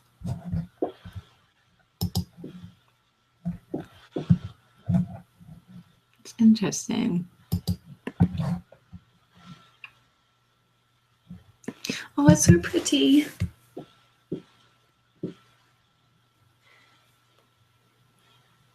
From the impression I got of this band just from seeing Tumblr posts about them, I wouldn't expect the composition of instrumentals on this album to be so delicate.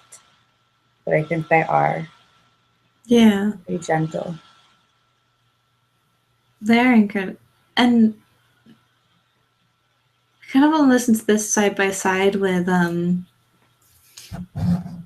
with Please Be Naked. Yeah. Because I feel like I think they're quite similar, but like different. But I was gonna say I said that Please Be Naked was shimmery, and I think that this has some of those qualities. yeah, yeah. It sounds like part 2 of that song almost. I don't know if that makes sense. Yeah. It relates it, but I don't know how. Yeah. And yeah, thank you, Yvette. I feel like Yvette's giving us like all the like facts about this, which is awesome. Yeah, that's awesome.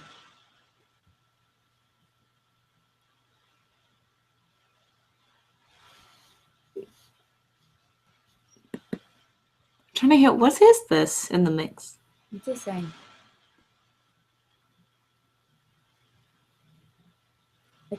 I can't tell it. Can anyone hear what they're saying in the mix? Say anything?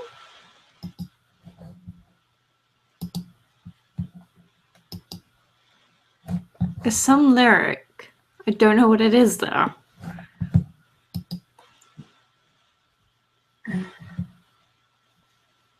Yeah, the sample. Someone saying something, but I don't know what it is from. What are you? What's happening?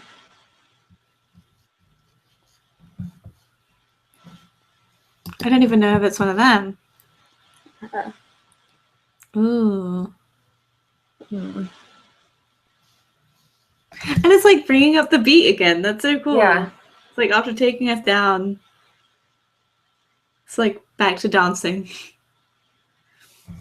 I would love to see like, I don't know if jukebox movies are a thing, you know, like jukebox musicals where they take a soundtrack or whatever and they make a musical out of it. Like they did that with Mamma Mia or like American Idiot. Yeah. I would love to see like, not a musical, but a movie that uses this. Oh, please. Yeah. If not, let's do it. Yeah, we'll do it. We'll call them up. Hello, we think you're genius. Can we use your music? Yeah. That was cool. I don't know. I feel like it's been a long time since I've really appreciated an instrumental. And I'm pretty into this. Good. Let's make the movie. Let's call it hashtag salads for Matt. That'll be the movie. We can show it at Sundance. Yes. And Matt will write a song about how much he hates me. I'll be like, he wrote a song for us. Well, didn't Belle and Sebastian do a film? Mm-hmm. Worried about the girl or something? I don't know. With Catie from Skins. Oh. So it's possible. Yeah. I did hear that it did seem to sound like it when. I couldn't tell. The sample, maybe. It sounded like something like those tones, yeah. Yeah. Salads for Matt is an indie film title, though, I think. I think this is like, this has to happen now. I think that's what we've all just decided together. Is that this has to happen. Is that like a way to like crowd make a film? I don't know. We'll all be different characters, and the artistic thing about this movie is that the characters never physically interact, so we can all shoot our scenes separately. Yeah. And edit it together. That'd be awesome. Be kind of cool. It's a concept film. If you want to talk about it. Yeah. It is. If you want to be in the indie film Salads for Matt, please comment with your preferred scene number. I wonder if that's even, now that I'm thinking about it, I'm wondering if that's even like a possible, like I'm sure that's possible. Guys, let's do it. Let's do it. Salads for Matt. Oh yeah. Send in a scene. Do a monologue to a camera. Then we'll cut them together. Yeah. Inspired by the album Salads for Matt. Salads Met. And like salad is like a metaphor Oh yeah. For what? for I life. don't know. For life, naturally. For Or life. Josh's number is 3. Scene 3. Carl, no, what Carl just said about I'm so inspired by this album, like my fingertips are tingling to make something relating to this somehow. I agree. I feel like I don't know if salads for Matt is a thing I feel inspired to make, but also kind of. I am kind of inspired. But I feel like I want to create something, and I feel like, I don't know, good art, at least for me, and my definition of art that I feel is the most powerful is art that sort of elicits a response. Like the first time I listened to a Courtney Love song, it was like, I need to start a band. And when I listened to Lana, I was like, I want to write some more poetry. And it's not necessarily that it inspires me to create like a fan fiction or like fan art or something about this album. It's giving me ideas. It's making me think about life in new ways. And it's I don't know. I like want to contribute to this global conversation. I don't know if I that know what you makes sense. mean. No, I completely. It's like really good art gives like energy to you to like want to do more with it. Yeah, I feel it. Salad is a mix of all different parts, just like the movie would be a mix of everyone watching this video. Yes, that's actually brilliant. Shout out to you for thinking of that. Because that works perfectly. This is our surefire way to meet Matt, even if it's him like via video. You can make a video. You don't need a plane ticket. You just need a camera. Yeah, I guess. a webcam. Or a piece of paper. Or an internet connection.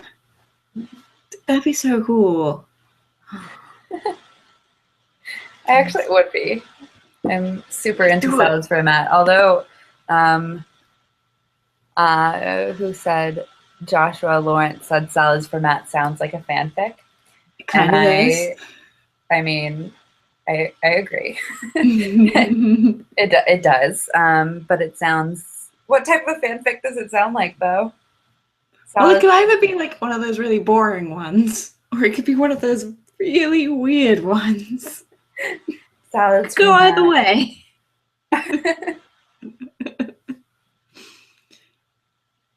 Ah. All right. Well, should we go to the next song? Yeah, the sound. Okay. All right. So, who said that this was what they thought was one of the most? Someone said something about this song earlier and said that it was like what they thought was the most commercially. Oh, the most commercially. I don't remember who said that. I'm sure if they're still watching, it'll come back up. But let's start next with the sound. Yeah.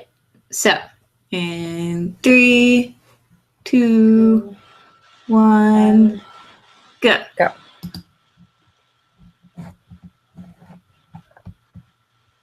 Okay.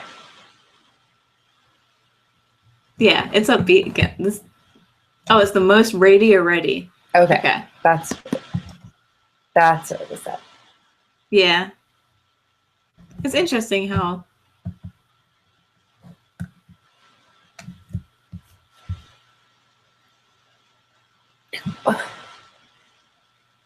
this reminds me of a song, and I can't figure out what. This reminds me of a specific song, and now this is going to drive me crazy.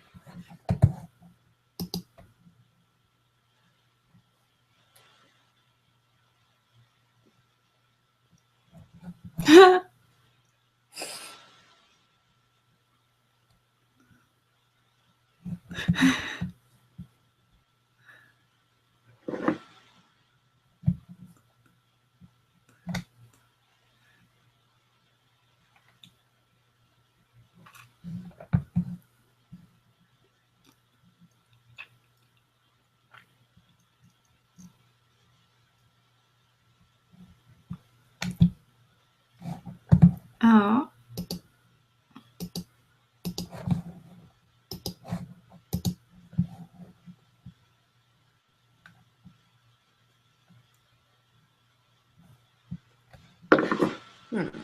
Ah, interesting.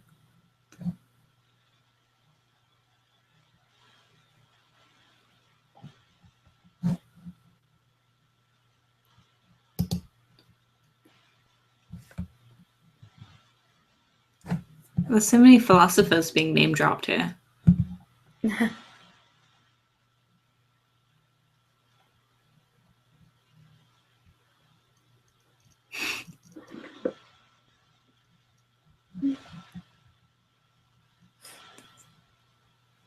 This one is very catchy. I was gonna put that out there. This is the one I'll be saying. Josh has said, maybe it's not as radio as I thought. Sonically, it's very radio ready. Mm.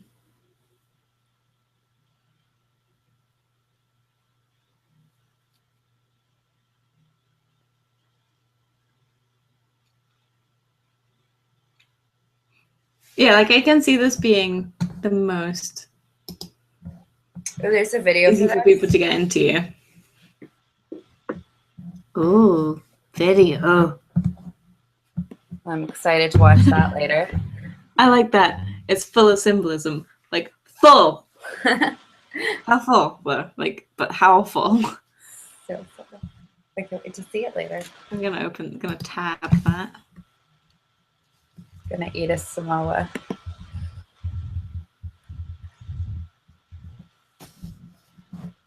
Oh, and the video only came out 2 days ago? Okay.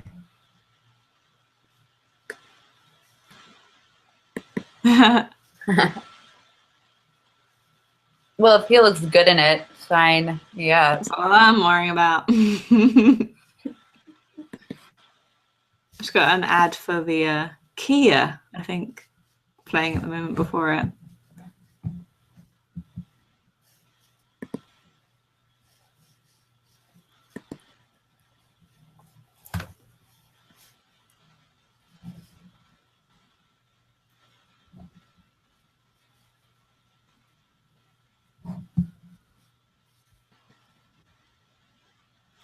Cool. Carl, I turned into a fan too. I'm like, this band is like before we started this, I was like, I've never really listened to them, and I'm like, they're geniuses. This is art. Yeah. And it is. Yeah, I mean, I'd only heard enough of them to know that they were popular and to understand why they were popular, but I hadn't heard enough to, or listened to them enough to be like, oh wow, okay, I get why. Ah.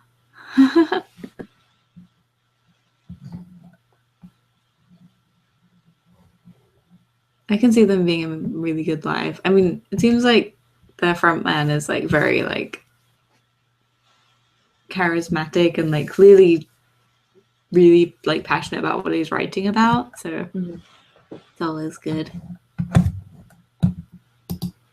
And but yeah, I think that I can understand why that's like the most like friendly, the easiest to get into. Like, say someone was to be like, oh, I don't know if I'm gonna like this album. That's the song I would probably send them to like, because it's unless I was trying to like get them more on the alternative side. But if it was like just in general, I'd be like, yeah, that's like easy songs to listen to, and then trap them into having a little bit of like existentialist crisis. Yeah.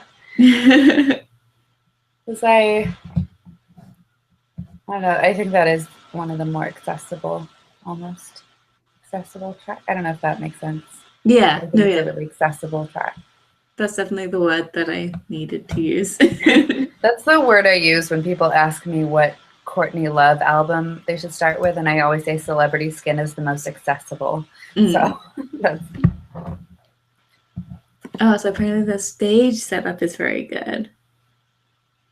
Now I want to see them live. Are they touring? Now I'm in love. They're touring in London at the moment, but I'm pretty sure they're sold out everywhere. Well, London's too far. It's okay. I saw Marina on Sunday. And I'm seeing Grimes soon, so It's fine. I'm fine. There's a box set of this. Why am I just in love with this band? It's been like an hour. And I'm like, I will run away and follow them. That's how good the album is. I'm like instantly a groupie of this band. They're coming to the US soon. When? Tell me. When? Who's seeing Grimes in Brixton? The fans haven't murdered them yet. What? What? I'm so excited for Grimes. It's gonna be awesome. Okay, let's watch them not come anywhere near me. You can travel. Just like I thought. They're going to Lowell, Massachusetts. That's where Jack Kerouac's from. That's probably why they're going there. Subtle, but they're not coming to DC. Rude. I guess I'm going to Lowell. No, I can't. Ugh, it's the day before I'm seeing the vaccines. Aww. I'm going to Grimes on March 10th in Brixton. We'll be at the same one. That's awesome. Guys, wait. So you're seeing the 1975 that day, the day before, and then Grimes the next day. That's going to be an amazing week. That's fun. Let's look up the vinyl box set. This has been an emotional roller coaster of a day. I didn't know anything about this band. Then I fell in love. And now I don't think I'll ever get to see that. This is a tragedy. This is a modern tragedy. Let's see if I can find the vinyl. Maybe I'll go to Brooklyn. I guess I'll go to Brooklyn. Be a Brooklyn baby. Actually, I do want to go to Lowell, but that's kind of far away. That's like a pretentious road trip I planned for myself. Like a road trip to Kerouac's grave.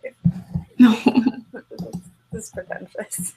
Just follow. Just go the whole on the road. What? 1975, Grimes, and then Wolf Alice? Who are you and how do I become half as cool as you? That's so many amazing. Oh, pop-up shop in London. The 1975. Can I go? Should I go? Truly, let me see. I'm genuinely thinking about going to Brooklyn, you guys. Should I go? Somebody tell me. Someone give me guidance. Ooh. Should I follow this band? Follow your heart. Box I mean, set. I could. That's a box set. That's gorgeous. I have the day off from work. I could go. There's a box set that comes with a letter from them. I'm gonna go. I decided. You gonna go? I have to wait till my next paycheck, but I'm going. They're gonna be at Leicester Square from 11 a.m. tomorrow.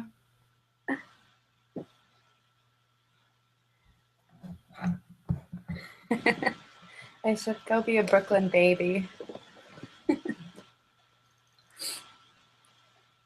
I'm gonna be in New York so much this year. Do it! I'm gonna put a sticky note in my planner. That means I'm sort of planning. Yeah. Have you guys seen my planner? I sort of made a video, but then I deleted it because then I felt weird about it. But you deleted it? Yeah. I might make, because the planning video is awkward, but I'm going to definitely make a flip through because, okay, I'm sure nobody cares, but so this is my crazy planner. So like a blank week looks like this.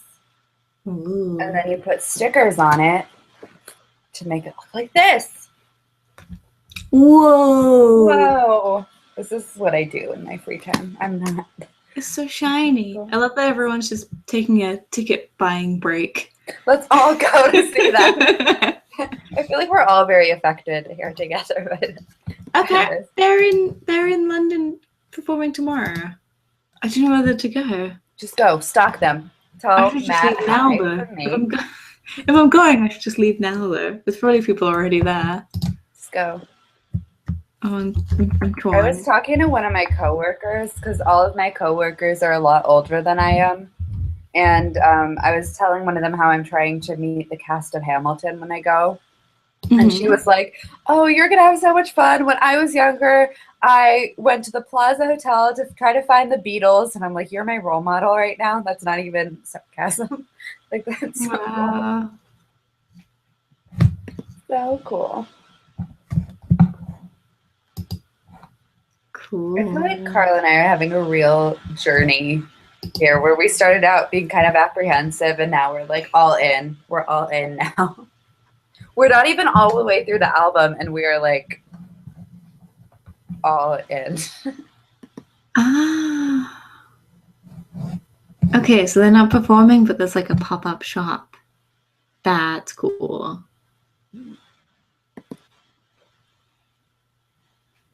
I'm excited. Oh yeah, so if you tweet me the pictures, that'd be awesome.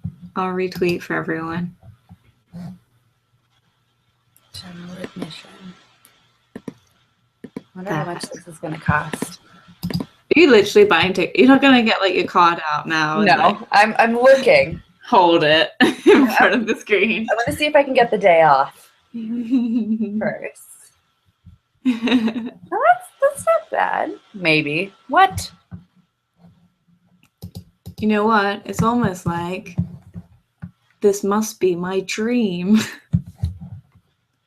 The next track. Okay. This must be my dream. Shall we start? Yeah. They're playing like quite a few dates. I bet they're all sold out. Where am I? Here we are. Okay. This must be my dream. I'm trying to remember how this goes. I can't remember this one. All right. All right. Okay. So, 3, 2, 1. Go. Rainbow wheel.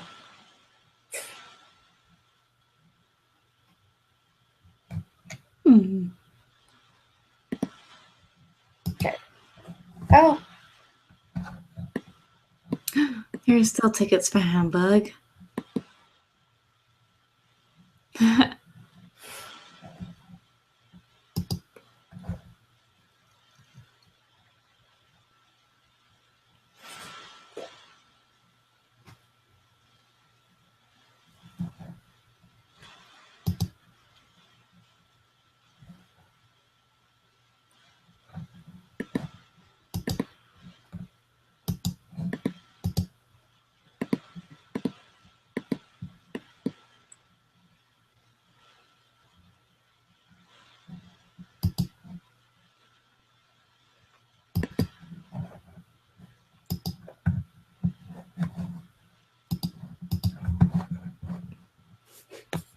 This one sounds a lot like Sledgehammer.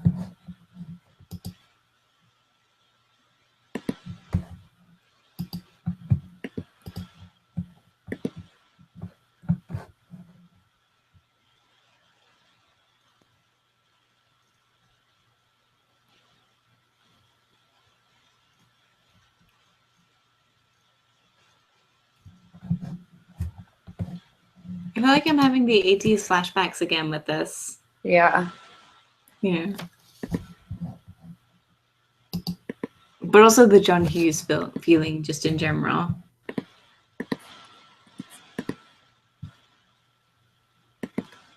I like the way as well, just like casually in this song, he's mixing boy and girl. Mm-hmm. Yeah. Like it's like really casual. But he's singing like, let me tell you about this girl. And then he's also singing like, I can't wait for you, boy. But it's the same person singing it. So he's like, yeah, so boys and girls. It's all good. It's all good. That's I don't know if anyone I've never really heard it in a song where it's like literally in the same song.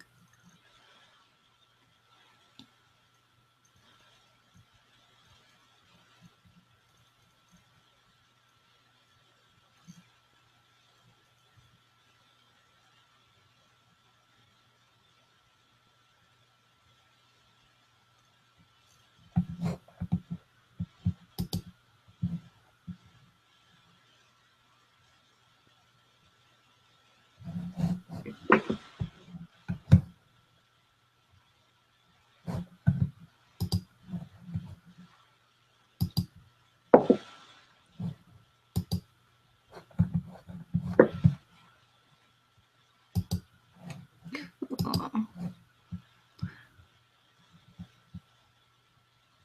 Carl, I'm happy for you. Ah! That's so exciting. I'm so Catie, happy thank for you. you. Thanks for tweeting me the pictures of the box set. I'll retweet both of those. And they'll be, so everyone should be able to see them on my Twitter. I think that I might buy tickets to see one of their shows. We'll see. Okay. Ooh, it's pretty. Right?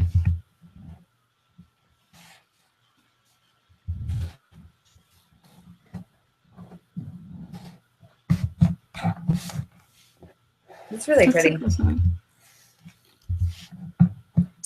I might blow my whole paycheck. No, I won't, but I'll be tempted to. I'll be tempted. Carl, I'm very excited for you. Yeah. I know, I love the saxophone on that song. Yeah, I really want to see them live now. But I don't want to see them in Brooklyn because general admission is apparently sold out or something. Oh, really? I'm genuinely trying to figure out if there's a bus to Lowell, Massachusetts.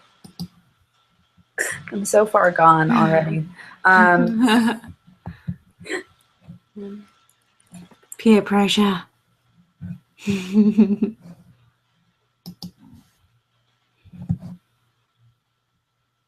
Yeah, no, I'm not going. No. Well, according to this, it will take a very, very long time. Actually, maybe, hold on. Wait a second. I was looking at the wrong site. I can imagine that they sound great with the visual. Like, seems like they have a lot, like it's not just the music, but it's like a whole performance for them.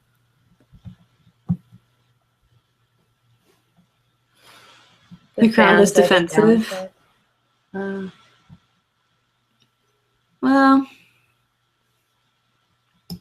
yeah, there's always that. No, that's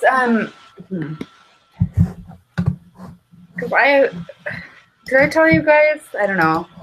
The experience of my like Lana concert experience. I talked about it in one of my videos, my concert advice and story time video. But the thing that was so off-putting about seeing Lana is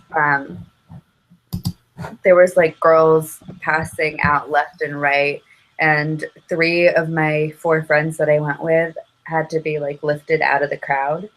And the moment that stands out to me is there was this, I mean, shorter girl. I don't know how old she was, but she looked really young, like 13 or 14. And she just sort of like looked back at me and her eyes rolled back into her head and she like collapsed into my arms because the crowd was so pushy and like not paying attention or being considerate of anybody. And then I had to like help this girl get out of the crowd. I was like, this is terrifying. And then everyone was rude to Father John Misty, and then it was just off-putting. Oh, I know. They talked through his set, and I was like, you guys, he's really good. Listen. This is, but they didn't. I was a bit scared when I went to see Marina that her fans. I wasn't sure what her fans would be Yeah. like. But I was really pleasantly surprised. Like, all of her fans were really nice, really chilled out, like, really friendly, and, like, no one was, like, crushing through or anything. Everyone was just, like, nice, like, gaps. Nice, friendly gaps between people. Yeah. Like, even though there are a lot of people there, it didn't feel like one of those ones where it's, like, everyone's, like, pushing to the front. Which can happen sometimes. It's annoying. Yeah, because Alana was like, statistically, not everyone can be the front. It's just a fact of life.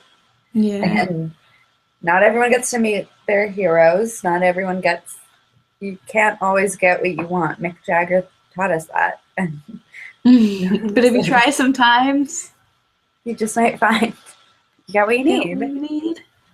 That's the lesson. And yeah, I agree. I think with Lana Del Rey, because she really does like go really close to her audience.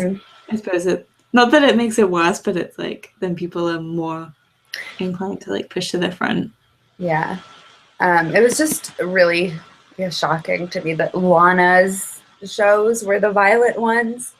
Like when I saw Brody Dahl, like from the Distillers or Spinneret, if anyone is familiar, it's like punk music. It's like a punk show. She's like a true punk singer, and it was violent. It was rough, but no one was like, I don't know. It was pushy, but it wasn't violent. I don't know. Does that make sense?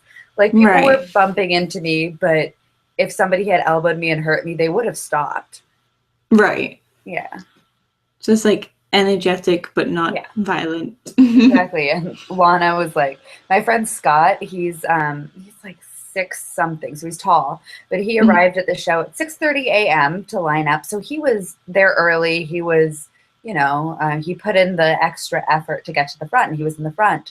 And there were all these girls behind him who kept biting him and scratching him with their fake nails because they wanted to get to the front. And he was like, I got here first. I get to be in the front. Wow. So. Wow.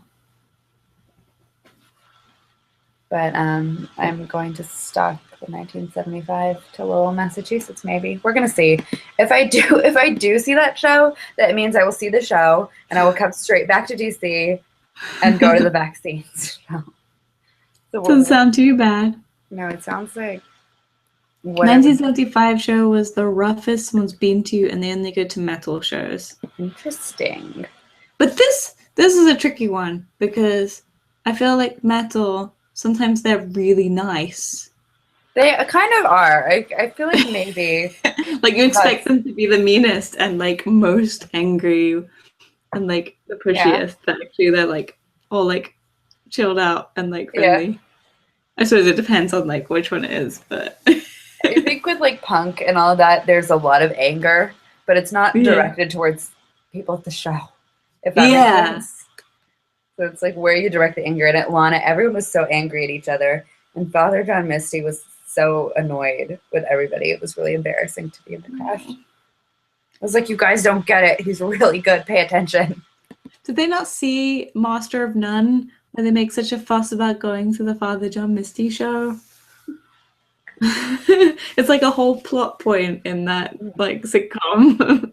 Yeah. The whole episode. Oh yeah. Like, I want to go to the Secrets Father John Misty show. He's cool. Okay, we'll wait for you, Carl. Yeah,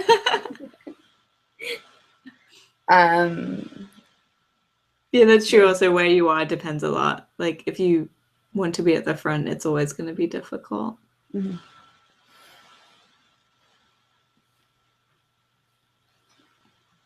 I don't know. Well, when I saw the vaccines, the first time, I was in the back, which I was so angry at myself and so happy that they're touring again. Because the story with the first time I saw the vaccines is I had an extra ticket and I asked my now ex-boyfriend to go, and that was like our first date. And now he's not to get into it, but he was not nice to me, and I associate him with the vaccines, and I'm really, really annoyed. But now I get to like another chance. To see the vaccines, be in the front, fall in love with Justin Young, and have him fall in love with me, obviously. What? I don't know. Yeah. It's a perfect reason. Be like, I know. I need to, I need to reclaim your music for myself. Hmm. So you have to fall in love with me, otherwise it won't work. Yeah, because I'll be in the front, and he'll see me, and then he'll fall in love. It's that simple. That's the quintessential fangirl dream, or fanboy, or fan in general. If That fan is the fiction, fan if fan, fantasy. if fan fiction has taught me anything, it's that that's You're just supposed to be in the guaranteed what's going same to room. happen. What? You're supposed to be in the same room as the object of your affection, Uh-huh. and they will fall in love with you. Your Mhm. eyes will meet across the Yeah, crowded room, and they'll just know that you're different from all the rest. yeah. So, and I'd be like, you're not dating me because I'm famous, are you? And I'd be like, no, I don't care about that stuff, Justin.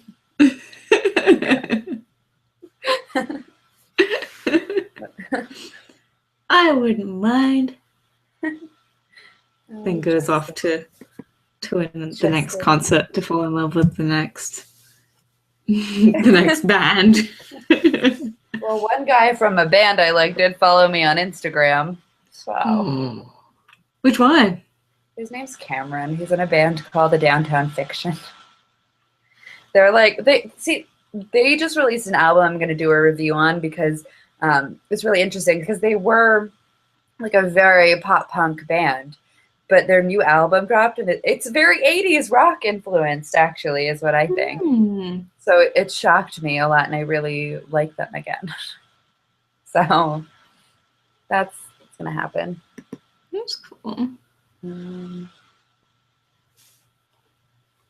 All right, how many concerts have we all been to? I think that's what we're talking about in the comments. In general? Oh, in general. Like any concerts, not just. You saw Taylor Swift? Catie. I don't know how many concerts I've been to. I've been to a lot.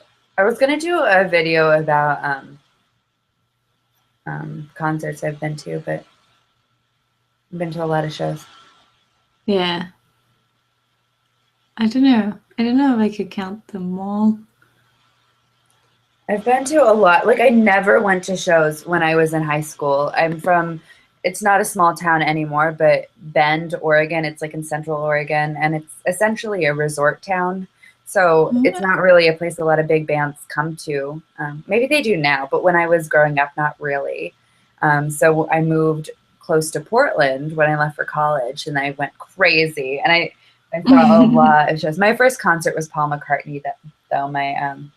My parents. Oh wow! Yeah, I always say my parents gave me my groupie genes because we like drove across the country like following Paul McCartney on this tour. Not like that intensely, but we saw him like 3 times on the same tour. Cool. So whenever I have an instinct to like drop everything and go see a band, I'm like, my parents made me like this. But my dad actually, he grew up in England, and he went to university in Sheffield. And he and his friends would have like hitchhiking races to get to London to see like The Who or AC/DC or bands like that. They would like all start in Sheffield and see who could get to London the quickest. That's and cool. He told me never to do that, but it sounds fun. Yeah, it's like they're like, it's so fun to do this, but don't do it. Don't you do it. Yeah. Well, I grew up in London, so I always had everything everywhere. That's cool. That's cool. And then I went to university in New York, so it was like one of my good friends in New York was she used to, I don't know if she still does it, but she used to do like reviewing a lot of like live shows. Oh, cool. So there were quite a few where she'd be like, I just have a +1. Do you want to go to this random band? That's fun. Yes, please. That's what I did a lot in Portland. Like a lot of the shows I've been to are smaller bands, or not necessarily smaller as in not like starting out bands. Like I saw a band called The Sounds that I really like, that I don't know many people who have heard of them. They're like a Swedish band. They're really, really cool. I think they're Swedish. I don't want to go on record saying that, but like a lot of cool bands. But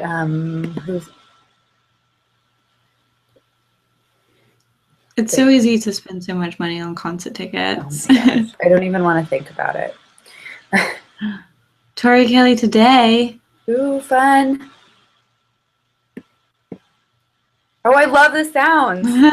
Carl, you're awesome. I haven't met many people who've seen them. And I saw them, it was the most stressful day because I lost the concert ticket. Like, it never arrived in the mail. And so I went to the show anyways, and I was like, please let me in. And they're like, okay. It worked out. I'll work. They're great. But should we go on to the next song? Yeah. Paris. Paris. All right. Okay. And okay. 3, 2, 1. Go. Get. Oh, rainbow. Oh. What am I doing wrong? Okay, it's good. I feel like there's like a similar groove to a lot of the songs. Like there's like a recurrent shimmeryness. Shimmery. Yeah. It's a little Phil Collins again. Is that what it is? Am I just... Yeah, I'm definitely hearing Phil Collins again. Pulling up the lyrics.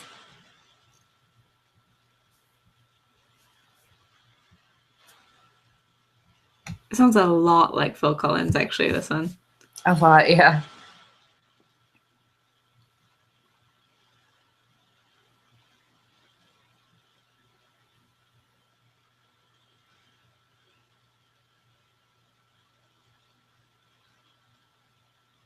I feel like I should clarify something from the lyrics. In England, fag packet means cigarette packet. It's just English slang. But I feel like in America that probably doesn't translate. No, it's like there's a few words that you have to be really careful if you're going between England and America, I think. But that's actually interesting that, because I feel like he probably knows that. Yeah.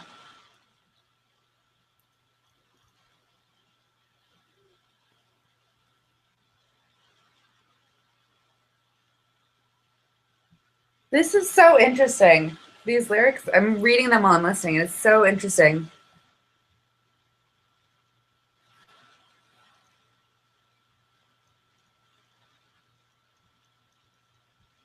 Huh.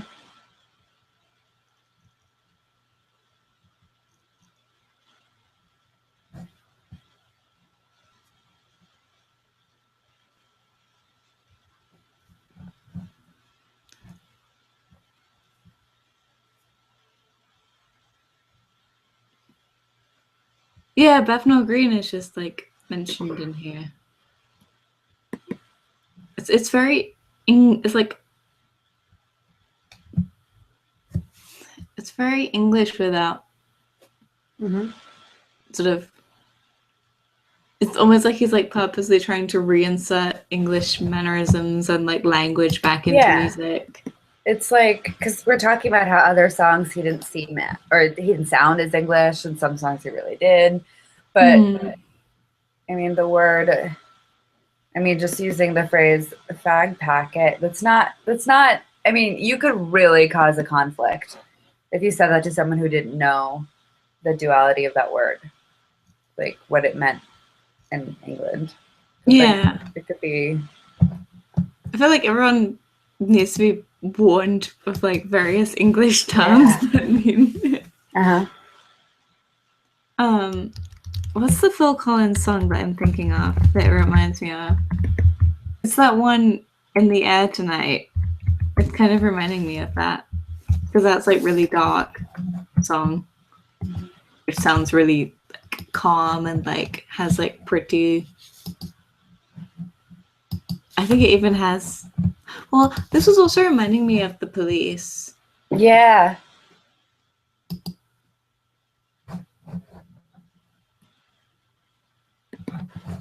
Oh, cool. So they engrave phrases on them.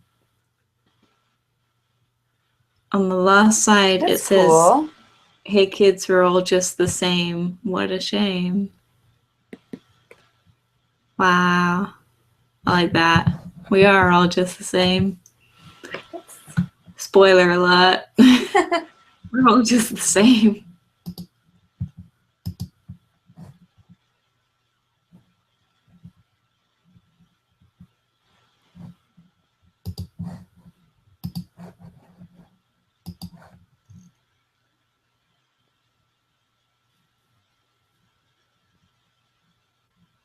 I've been romanticizing heroin. Easy to do.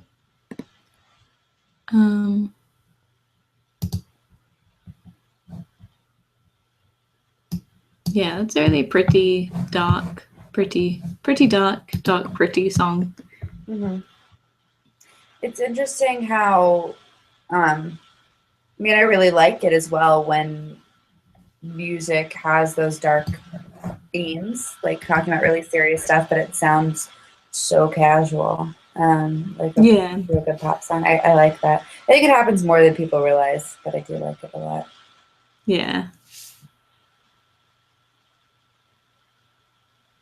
And they just sort of slipped in there. Oh, a Walt Whitman poem was slipped in to the EPs. That's cool. Should we go on to Nana? Let's do it. Since you remember this is sad. Not that the rest has been like super happy, but No. let's go into Nana. Let's do it. 3, 2, 1, go.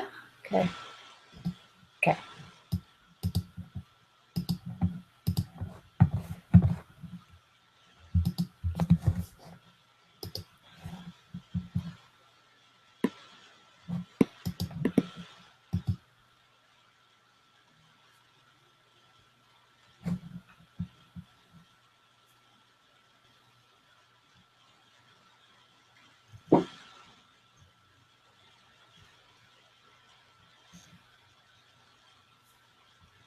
Mm-mm.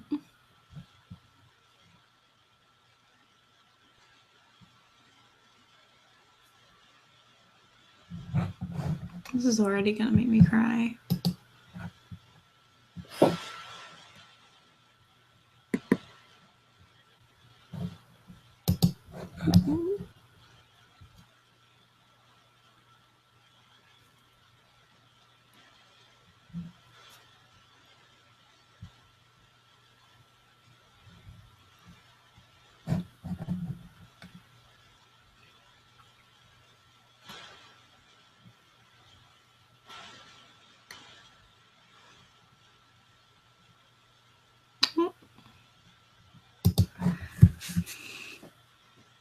Ugly cry to the song. Okay, so if I cry, I'm not alone.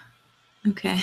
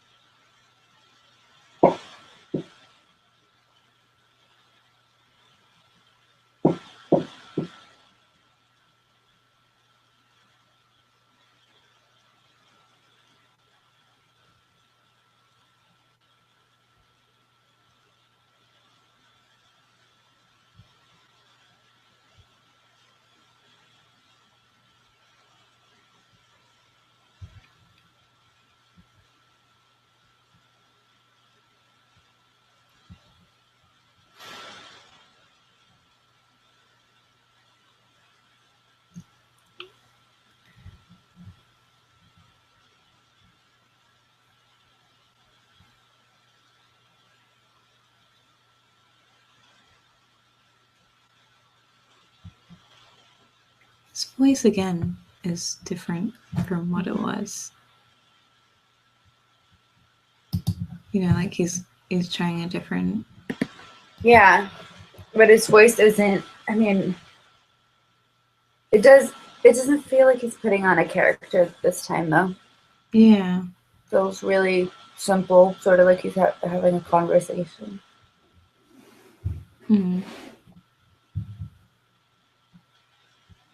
Although it is giving me Ed Sheeran vibes. Yeah, but maybe that's just because Ed Sheeran tends to like do this very emotional style, or like very like honest emotional. That last line, though.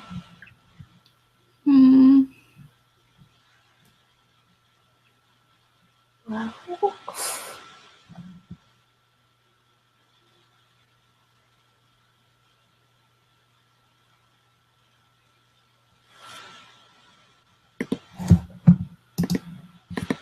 Well, how's everyone doing? Are you okay? Yeah, is everyone good?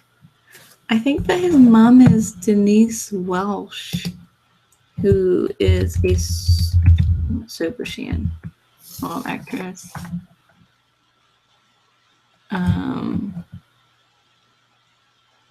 Yeah, his mom is Denise Welsh. She's like quite a famous English actress. Okay.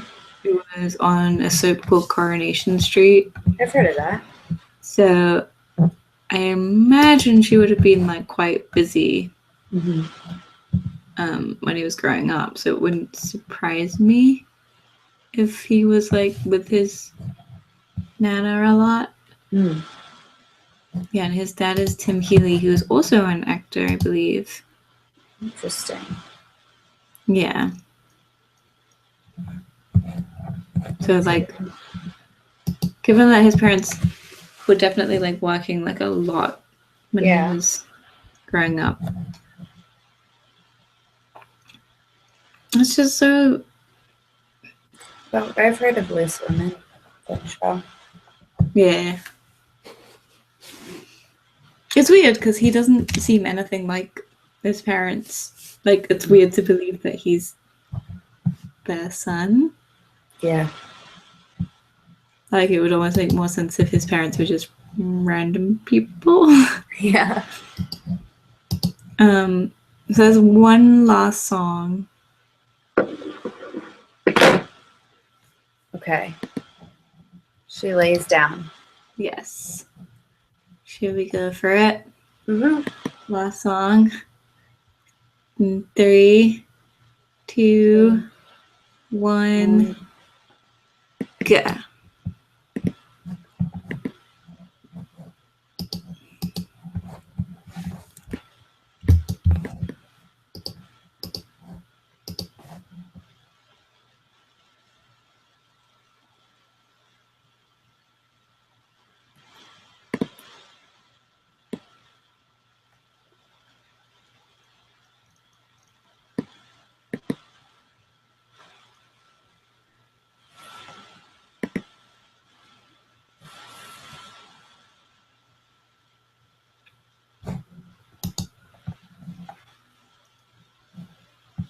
How is he this versatile as a songwriter?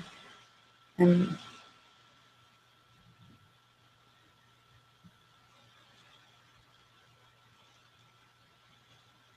pulling up the lyrics here. Okay. Just reading the context of this.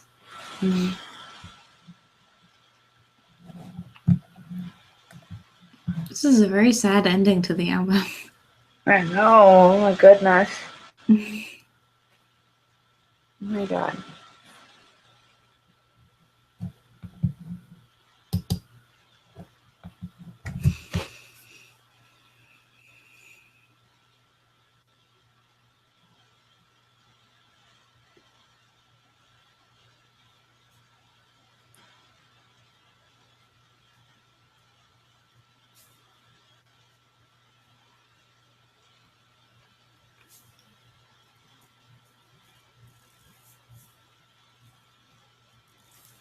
It's interesting how the album just gets like comparatively more stripped back.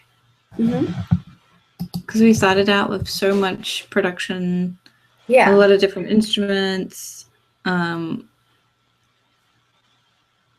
lot of like synthesizers and just like generally like electronic, and then now we're at like an acoustic guitar, and it sounds like a studio session as well.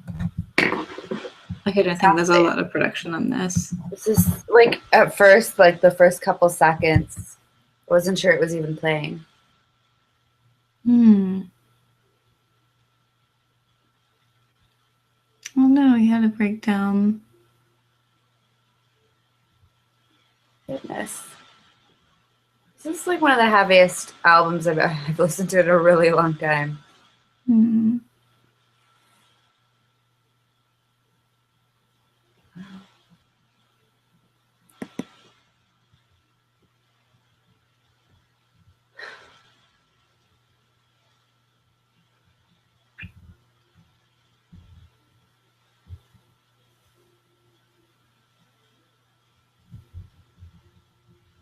Wow. It is interesting to think what it must feel like to be his parents. But this song I feel like is quite sympathetic. Yeah, I think it's like he understands that it's not her fault. It's not intentional. Yeah, it's just life.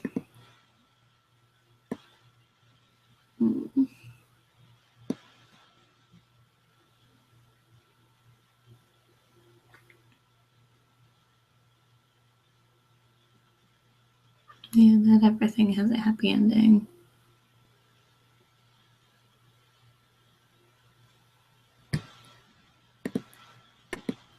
What a way to end an album. Yeah.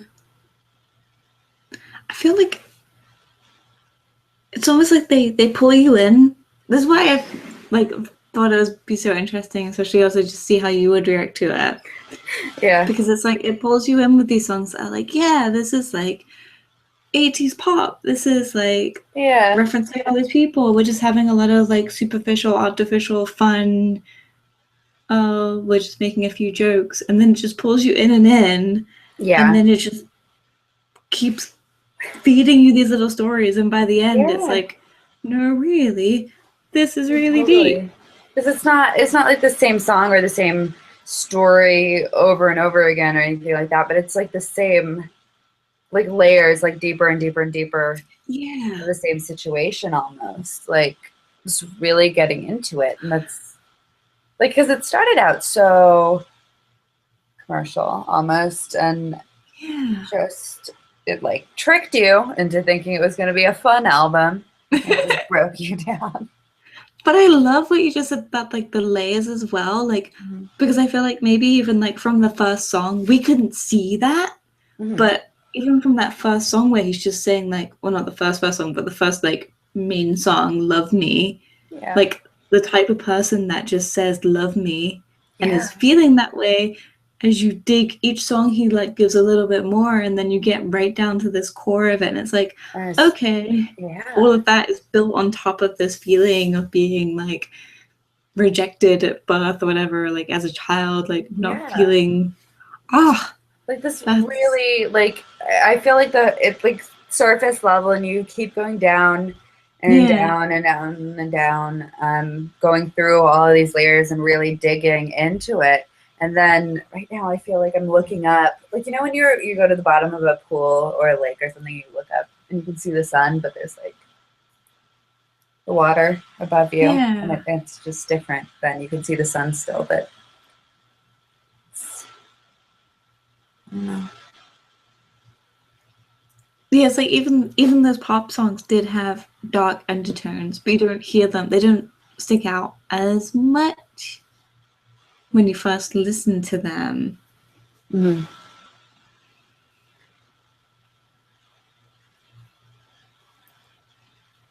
was just gonna say, I'm really glad that the first time I experienced this album was like what Carl just said, like from start to finish, because I don't think there are a lot of, I think There are a few albums that I've heard recently that really are meant to be albums. Mm. Like Honeymoon is definitely one of them. Like Yeah. that's like the order of the songs is important. And that's an art project. I think this album was art. I'm not saying that means it's like you have to like it or something like that. I just mean it's art, because I think albums like this get lost a lot, and I think it's awesome that it's really successful. Yeah. I don't know if this is gonna. I feel like this might sound. I don't know, but I feel like listening to them. I feel like I'm listening to a band, and I feel like you don't get that. You know what I mean? Like, I don't That's know. interesting. It's like super. I don't know. I don't know what I'm trying to say. It just seems so not organic for them to be doing what they're doing, but it kind of does. Does any of this make sense to anyone? But by band, do you mean like a collective group? Because I feel like I'm No. listening to one person. I think I'm listening to one person. And I know that there is a band, and I'm sure they're all very like involved in it, but Yeah. it's really about him. Definitely. I mean, it's Right. always, I think it's always about the songwriter. I think, in a way, like, Well, sometimes. not always, but like, you know, Sometimes. like people who listen to Nirvana listen for Kurt's story. Do you know what I mean? Yeah, Say? that is true. But yeah, they are more like a Nirvana, I think. Like, Yeah. they are very, but like when you listen to the Beatles or something, you're not just listening for most people. Yeah. It's like I know all what you're four of saying. them are kind of equal. Yeah, like some, I don't know, like if you're a fan of the band, you probably like everyone in the band, they're all, you know, they're all equally important. They're all, you know, a band. But then if you're just, I don't know, it's like they're a band, but it's Matt's story. It's his voice. If that makes sense. I think that's what I'm trying to say. Yeah, it's very driven by him.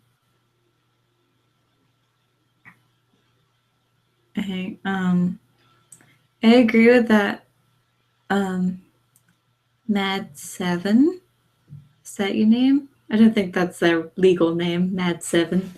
But it does feel like a full story. But yeah, like the ending is like one of those like mysterious ones. Like there's no like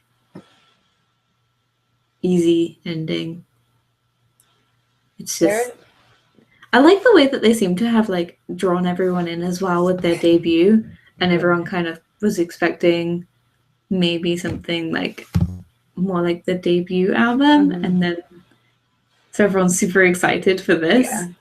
And then it's like, wait, but we're gonna drop something really different on you all. That's really cool. I'm gonna see something quickly.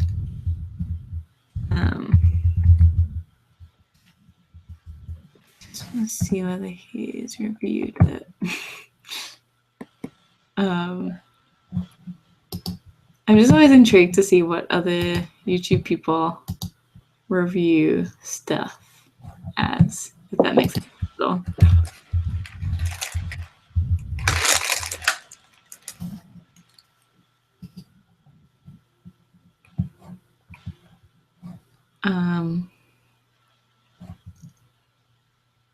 Maybe not.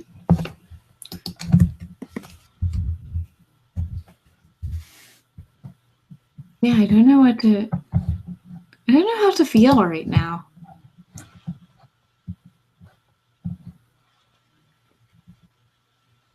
I don't know either.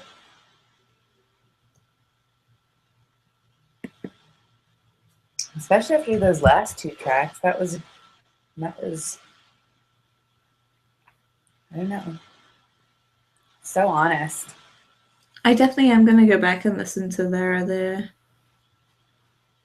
Yeah, I'm gonna listen to their first one. Pulls out cookie because emotions. Very true. Where are all those cookies coming from? Why didn't I bring any? Almost empty box of Girl Scout cookies. Can anyone like not eat the entire box of Samoas? Because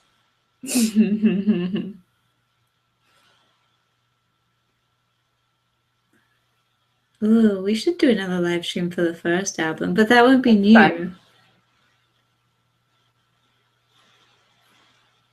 I mean, could do that. Why not?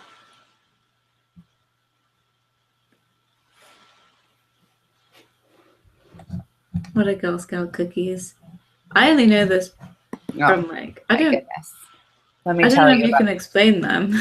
Let me tell you. Okay, so Girl Scouts, I don't know because I never was one, but it's this little group of, this is going to be a mess. But these girls get together in groups. They have green vests, and I was so jealous. They get badges. They get badges for accomplishments. And once a year, they descend on America with these cookies. And they sell them, and they're like crack. Everyone goes insane for them. And the Samoas are my favorite. Some people like Thin Mints. Some people like the other ones. Those people are wrong. Samoas are the best. But I've had so many different opinions on that. It becomes like a I don't know, it teaches the girls about business and leadership and financial literacy. They get a badge for that apparently. Oh, all right. But the point is, this is always, I always remember, because it's towards the end of like this term in college. This is around the same time, and the Girl Scouts would start like popping up around campus selling cookies, and I would stress buy Samoas and eat whole boxes. That's the story of Girl Scout cookies. Makes sense. Yeah. Cool. So Carl says, I agree with Carl. Me too. Why not? Makes you go inside your head. It's like good. Yeah. I feel like sometimes music is and art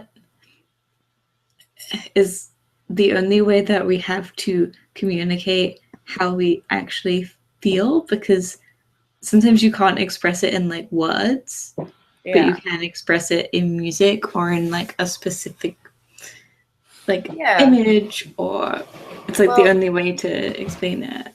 Well, that's why I think it's so interesting that there were instrumental tracks, because I mean, I'm a fan of classical music. I grew up an orchestra nerd in middle school. And I played viola, and I really like classical music, and I did ballet, and that there are stories that are told through the instruments, and I think that sort of ties into what we were talking about his voice being an instrument, not just to convey words, but to convey emotions. I agree.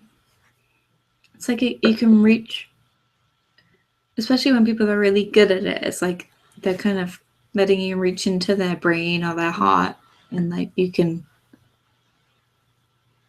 like experience it or like feel like similarities and stuff. Do I like One Direction? Oh my goodness. Okay. I do. that was kind of a big build-up for like a really basic statement. I do. Niall is my favorite.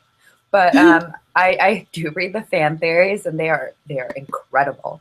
There is one YouTube video that let's see. There's one video that's about, I guess one of them had a girlfriend named Eleanor, and there was a video about this girl that was like, there's 3 of them, they're the triplets, and they are paid to date this person. You can see they're twins because in some pictures they look slightly different. And it was like a 10-minute video, and I'm watching it like, this is very, very detailed. So yes. Other question. Out of 10. Out of 10. What kind of things get 10s though in this rating? Yeah, we need to like actually think about the rating. Like what wait, someone thinks his baby is a doll? Sometimes, but why do people think up these things? Well, people think that Louis and Harry are secretly in love, and management keeps them apart, which makes no sense. That's all I have to say. I didn't look up K-pop yet. I need to. I can't remember if I did this before or after our last live stream, but I watched a React video. That was the YouTubers react to K-pop, and a lot of the songs that the music videos are incredible. The dancing in K-pop is incredible, like really good. Yeah. Oh my gosh, X-Files. I don't want to spoil it for anyone. But we can talk on Twitter about X-Files because I have feelings about that finale. So as a standard, Vespertine is 10 out of 10. Okay. Then I would say this is like an 8. I think it's really good, but I don't think it's like a masterpiece. Like, I think it's good, but it's not like a masterpiece of... Yeah, I think it's definitely incredible, but I don't think it's like his, great work, if that makes sense. Yeah. Like, I think it's an 8 as well, 8.5 maybe. Like going into the 9, just because I think it's really good, and it's a great sort of, I don't know, indicator of what could come. Like, I want to see their next album. I'm already really excited. But also, who knows what's going to happen? I don't know. I don't know, these little qualifiers for what I think makes art great. One of them is definitely if they stand the test of time. Yeah.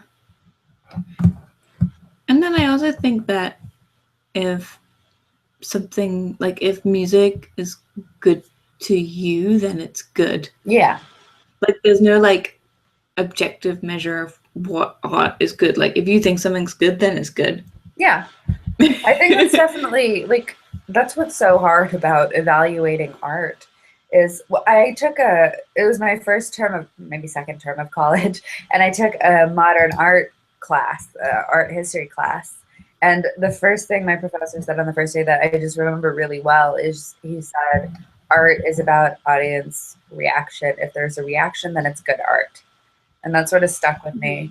I mean, I can't judge someone for like art that I don't necessarily connect with, because it's not even about like if it's good art, it's how it makes you feel, how you connect with it. It's so personal. You can't really, I don't know, can you evaluate? You can evaluate art, but that's what's so hard when I read like album reviews. I'm like, this isn't about how good this is. This is about how good it was from your particular perspective and your corner of the world. And I don't know, it sort of highlights the differences between people almost. Yeah, I think like it's difficult when people are very try to be very objective about it, because I think you can admire like the craft and stuff, and the skill of just even like the lyrics on this album are really well constructed and stuff, and the production is really good. Yeah. But it's like there's the whole point of it is to like reach another person, and obviously people do have different interpretations and different reactions to things, so you should always take every review with a pinch of salt. Definitely, because I think art, like good art, another one of my little qualifiers is like how good of a mirror it is, like, because art is all about, I think it just highlights stuff about you, even if you don't think it does. Like, that's why I think it's funny when reviewers get so serious about it. Like, when we're talking about this album, we can't, I mean, we could talk about like critical art things, but I don't know, it's hard because art is all about changes and pushing boundaries.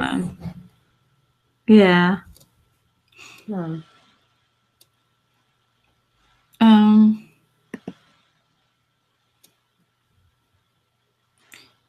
1975 remind me of the Rolling Stones for some reason. Yeah. Every Open Eye. I liked Every Open Eye. I thought it was very different from the Bones of What You Believe, but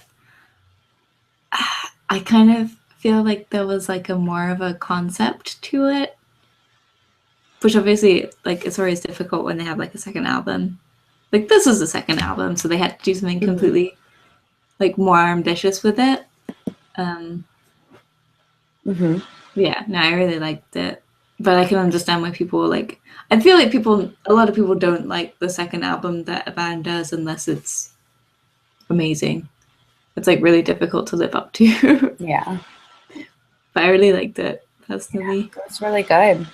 It was like it felt like a dystopia album somehow. I don't know if that sounds weird, but like I think I get what you're saying. Yeah, like that was the film in my head for it, I guess.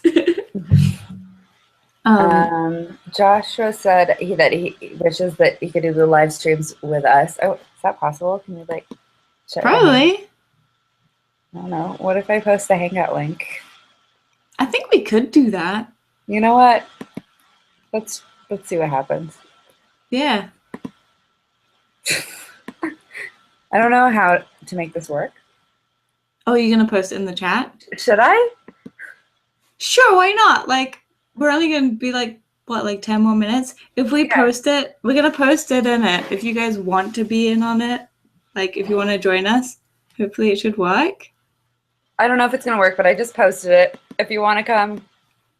Yeah, just click on that link or like copy and paste it, and I don't know if it's gonna work, but you might end up here. That'd be cool. Yeah. The goal for most artists is to make something that will stay with the listener forever. Yeah, I agree. Well, I don't know if I agree with that actually. I think for some artists it's just like to like something that's going to be relevant for like a specific time. And Joshua, if you want to, I don't know if that link's going to work, but feel free. Yeah, if anyone wants to. We have no idea if that link will let you copy it. Work. I think it did. It won't let you. I think copy? you should be able to like just click on it. If you mouse over the link, you should be able to click on it. Maybe. Okay. What if I put it in like the video description? Does that work? Maybe. I don't know. I'll let you copy. Will it let you click on it? When I mouse over it, does it? It highlights when I hover the mouse over it. I don't know if that's just me though. Yeah. No one's ugly. Everyone join. Oh, you're an iPad? Okay, fair enough. Well, there it is. I don't know how to make it work. I'm sorry. Can I like...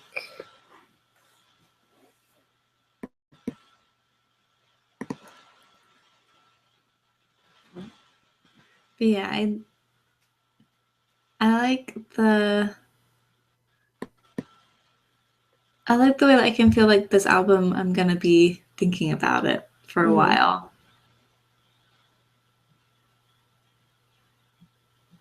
What's Lana's new selfie? Let me see this. I feel like she's... Which one is it?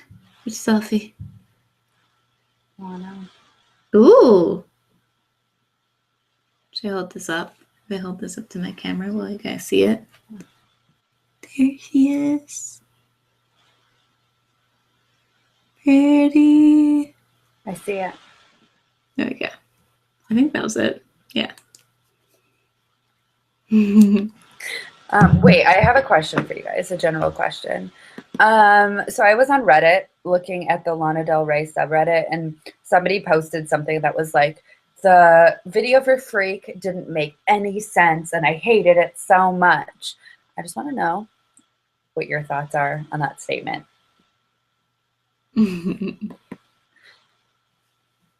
Because I thought it made some sense. It wasn't what I wanted for the video for that song, but I didn't think it was like totally out there. It was quite clearly a story. I know. They're like, it made no sense. Why were they drinking Kool-Aid? I thought it was about having fun in California. I'm like, it is, until you realize you're in a cult. That's what it's about. I thought. Isn't that the point? Like, don't drink the Kool-Aid? I feel like the person who posted that might not have been familiar with the whole Jonestown thing. Because if you're familiar, if you watch it through the lens of a cult, I thought it made perfect sense. Yeah. I thought the Claire de Lune bit went on a bit. Yeah, that's true. Someone was talking pretty, but yes, they were talking about what the next music video will be, and they're like, well, I don't know, I want like 10 minutes of girls swimming underwater. That would be great. That's pretty much it. And let's see. Well, also sorry, go ahead. Oh, I was gonna say I don't think I think of them up to like High by the Beach for videos. I love that song. But yeah, Lana's early videos set like such a high standard that now nothing she does, unless she goes back to the really cinematic like mini movies, it's just not going to live up to what people expect. Even if I like the videos, it's just not going to be national anthem, which is my favorite. But all of them are so good. I think coming back to the 1975, I think my favorite track at the moment, having just listened to it, is Please Be Naked. I think that's what I was going to say, actually. Definitely that one. I need to listen to it again because it is a really long album. There's a lot, and I need to listen to it again. I just really like that song. Oh, This Must Be My Dream. It's nice.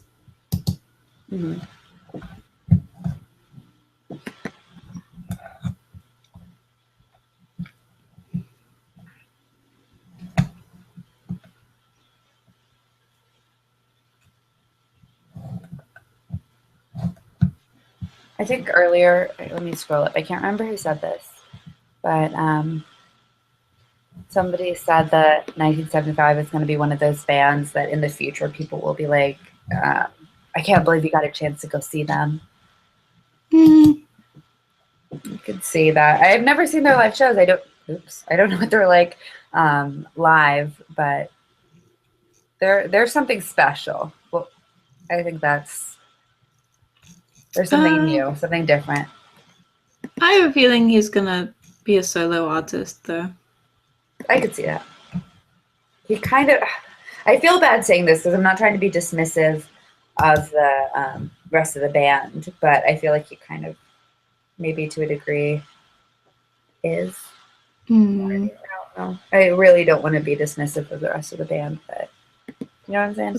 But sometimes you can just tell. Sometimes you can just see like it's like someone like Björk and the Sugar Cubes. Like she was always going to be a solo artist. You guys disagree? Okay, we'll see. Well, I don't know. This is just like my impression. I suppose. Remember, I know nothing about this. Like there definitely are bands where like there's clearly a front person, but they still stay together. Yeah. Because it's like they actually do. They just seem to be like fronted, but actually they all like work together and stuff. Like Coldplay. Coldplay. Sometimes I wonder whether in those cases it's more a case of like as much as obviously like the whole band work together and are talented, there's sort of a part of like emotional support involved in it. Like maybe the front person doesn't actually want to just be a solo artist. They want to have their friends with them. I could see that because I wouldn't want to be a solo artist. I would want. It's like I don't have much musical talent, so this isn't. But like I would much rather be in a band. Yeah, like the companionship and. Even if it's like what Courtney Love is doing now, because it was always she even said this, which she was like, it's like Courtney Love's whole. It's not just whole. It's Courtney Love's band. Like even, I don't know, she's kind of a solo artist, but she's not, because she has this band behind her that's very well loved, very talented. And it's a band, but Yeah. she's the most famous one, I guess. I don't know if that makes sense. I think I can see that.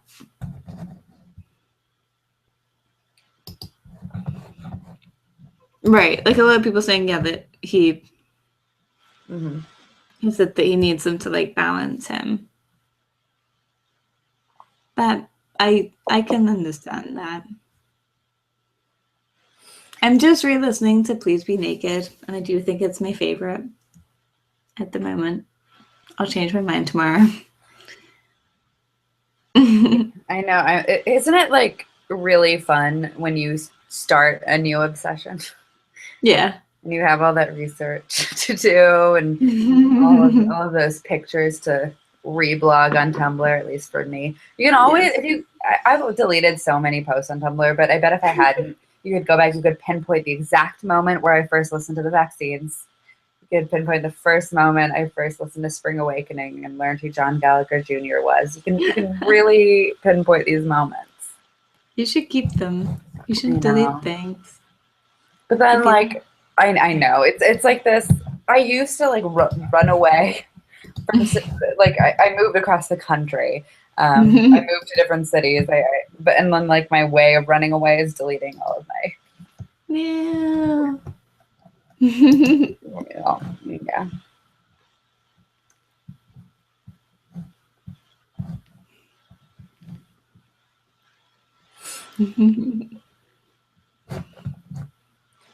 Yeah. Bianca's easy to get obsessed with as well. I actually have a video that's going to go up really soon, but I got those Bianca, like, books that's like her explaining her entire process and like the whole artistic history behind it, and like a bunch of people analyzing her work as well. So I'm like, research. It's interesting. It's so fun. It's fun. It's like that nerd gene activates whenever I find this. Must find out stuff. Yeah.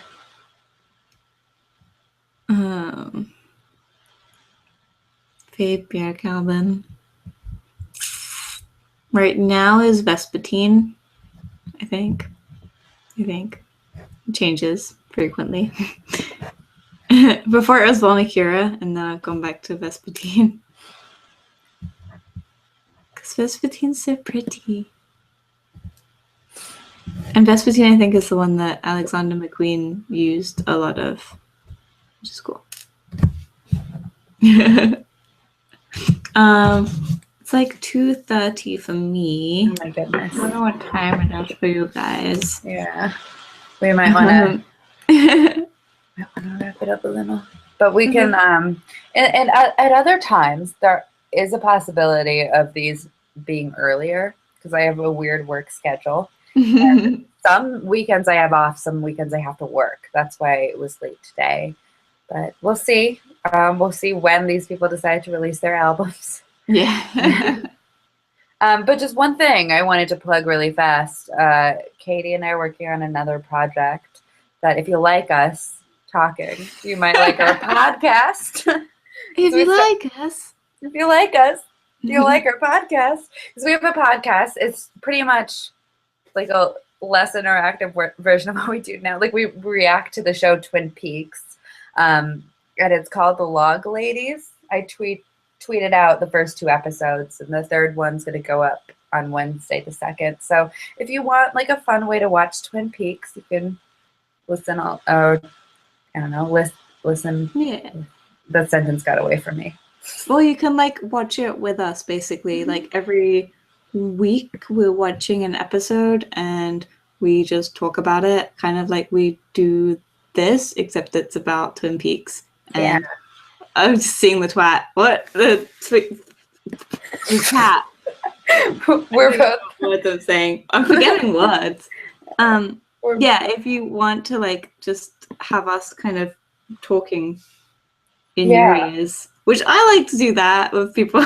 Like, have people talking, and it's like Yeah. portable, so it's just audio. Yeah. And So we go through each episode and talk about like context and analyze it a bit. yeah, so it's pretty fun. The intro episode is up, so that's us just talking to each other about Twin Peaks and about all of that in general stuff. And then the second episode of our podcast is about the pilot episode of Twin Peaks. And it's not spoiler filled because Katie's never seen the show before. Yeah. So the spoilers will be from the episode that we talk about, if that makes sense. So if you watch or listen to the episode about the pilot, you should have already seen the pilot. If that makes sense. Okay. But we we have won't a link. I don't know, but our Twitter handle the is link. the Log Ladies. And Let me see. Yeah, I'll put us in here. yeah. And then we're still like figuring out the finer details of audio editing. But I'm kind of excited about the one I just edited for March 2nd. I got excited when I literally edited it in iMovie. I couldn't figure out Audacity, so but I think it worked. But yeah, it's up on SoundCloud at the moment. yeah, we'll get it in iTunes at some point. I think we might have to get the album art, and we're working on that. I'll get you a picture soon. Yeah. I loved it. There we go. That's the link to it all. I've just posted it in the chat. Okay, If you have seen Twin Peaks or you've always wanted to watch it but you didn't want to watch it alone, you can watch it with us. Yeah, so you should follow. I don't know how SoundCloud works. Follow us on SoundCloud, and then I don't really know either. Yeah, and then follow our Twitter though. That's going to be probably the best place to reach us. And then you will know our personal YouTube and Twitter. I'll be retweeting every episode, and then when it gets up on iTunes, I'll let you know. Yeah, when we figure that out. Because it's fun, and we have some guests coming up that I'm excited about. Yeah. That you should be excited about too, because they're cool people. It's not anyone from the cast. I don't want to hype it too much, but it's the Log Lady. One day. Let me seance with the Log Lady. Aw. Rest in peace, Log Lady.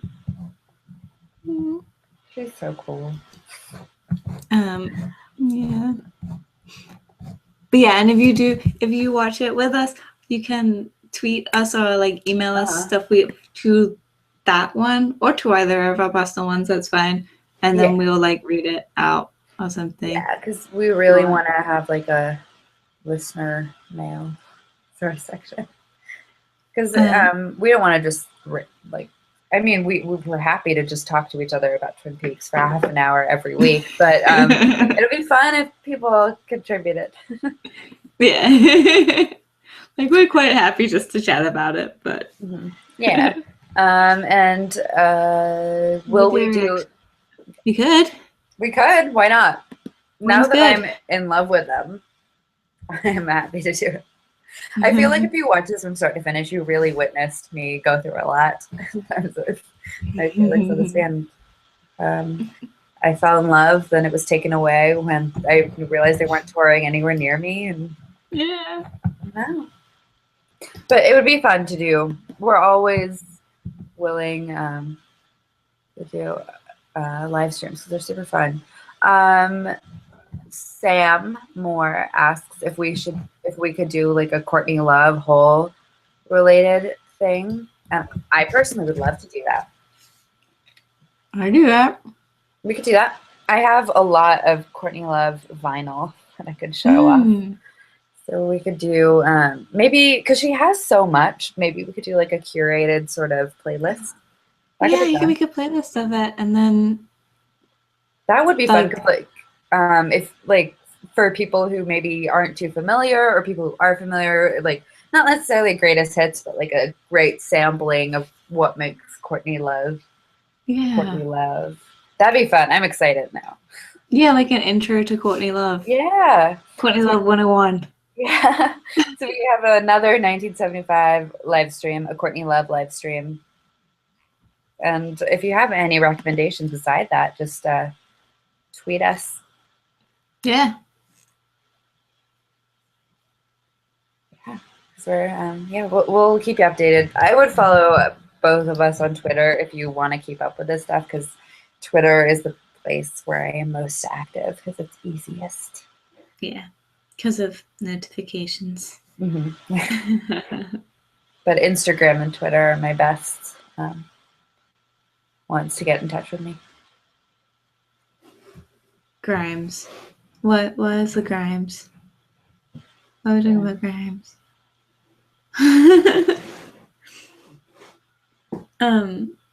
Yeah, it's been really fun.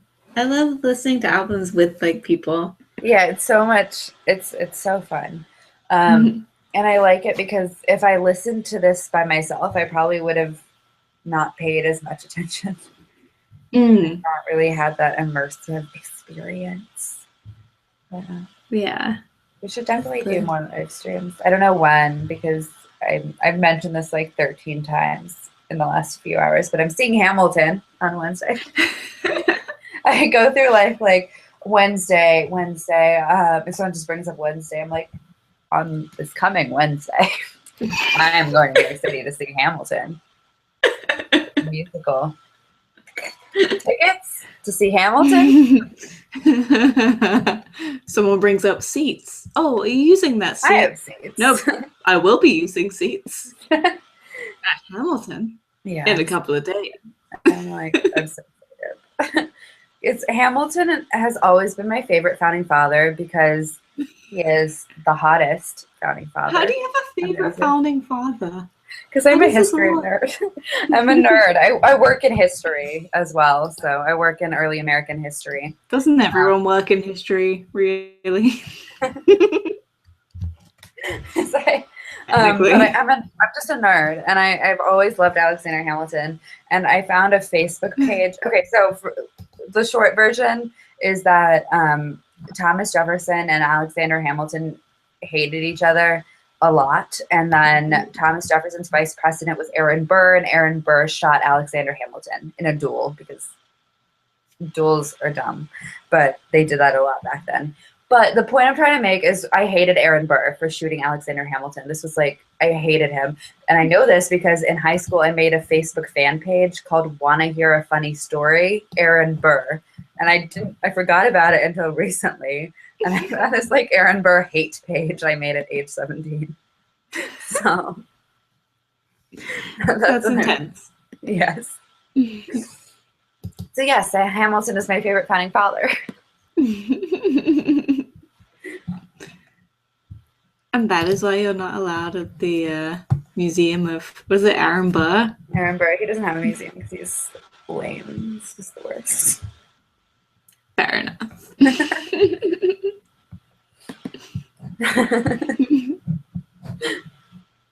Wait, this is sort of a tangent, but I'm starting a cupcake business, and they're all alcoholic cupcakes, and the cupcake shop is called Go Cake Yourself. And we have some founding father themed cupcakes, and we have some Alexander Hamilton themed cupcakes. We're going to bake some and take them and deliver them to the cast, hopefully. What are my thoughts on Shia LaBeouf? The cannibal? Yeah, I like that.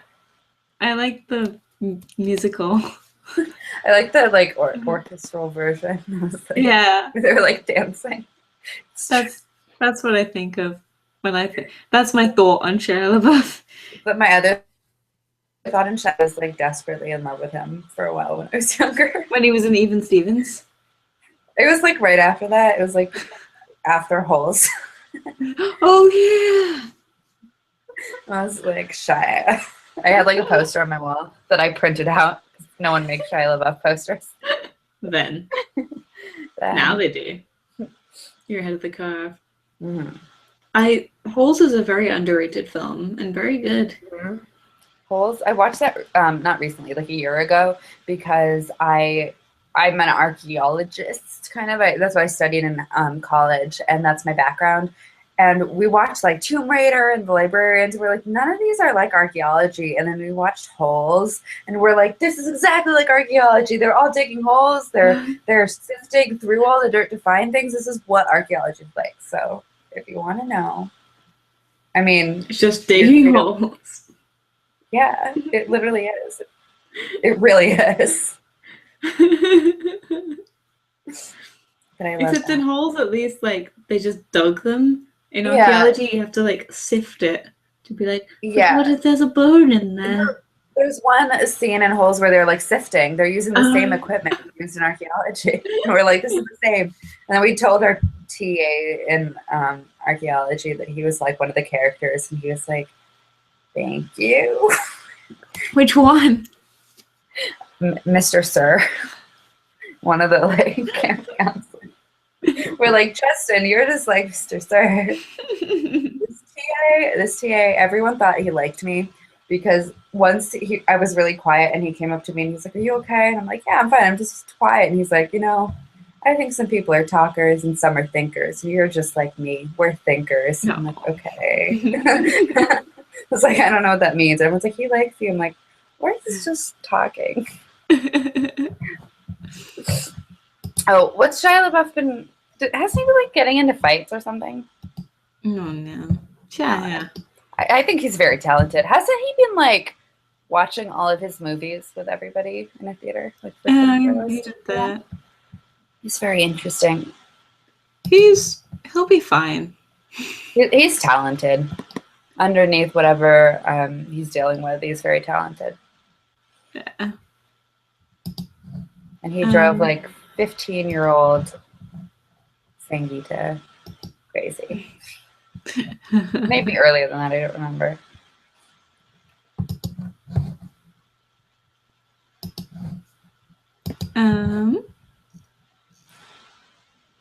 All right. Well, we maybe should wrap up just because it's really late for Catie and probably for some of you. But it's been a great time. You should check out our podcast if you want more from us. Yeah, if you want to go listen to us more, we have those 2 episodes. That's like an hour at least, right? Yeah, hour and a half. Yeah, plenty of time. Yeah. Oh, yeah, an hour and a half. There's like an hour and a half of us talking if you guys want. Yeah. And I'm getting a new microphone soon, so my audio quality will improve drastically. And hopefully, like Joshua was asking about like being, like he said that he wished he could be in the live stream. I think that'd be super fun. And maybe we can work out a way to do that. We can test it out on the next like 1975 live stream. That might be fun. Yeah, if you want to just tweet. I think tweeting us. is the best. Tweet us. Yeah. Tweet us. We'll figure it out. And yeah, I think it'd be super fun because it's kind of, I mean, it'd probably be easier for you guys to like actually talk to us rather than wait for the delay and then type it out. And I don't know, it could be fun. Yeah, that'd be cool because we can like tweet out the way we usually share the link to this as well as we like tweet like DM the link to the Hangout to each other. Mm-hmm. So I guess we could do that for more people. I don't know how many people you can have in a Hangout, but like I think quite a few. Yeah. We'll see. Let's do it. I'm excited. Cool. Lots of things to plan. Thank you guys so much for being here. Like, it's awesome. It makes it so fun to have people to like react with and like talk through all of them. Yeah, you guys are awesome. It's been fun, and I can't wait for next time. Yes. All right. We'll see you guys later. Let's stop the broadcast. Yeah. Bye. See you. Bye.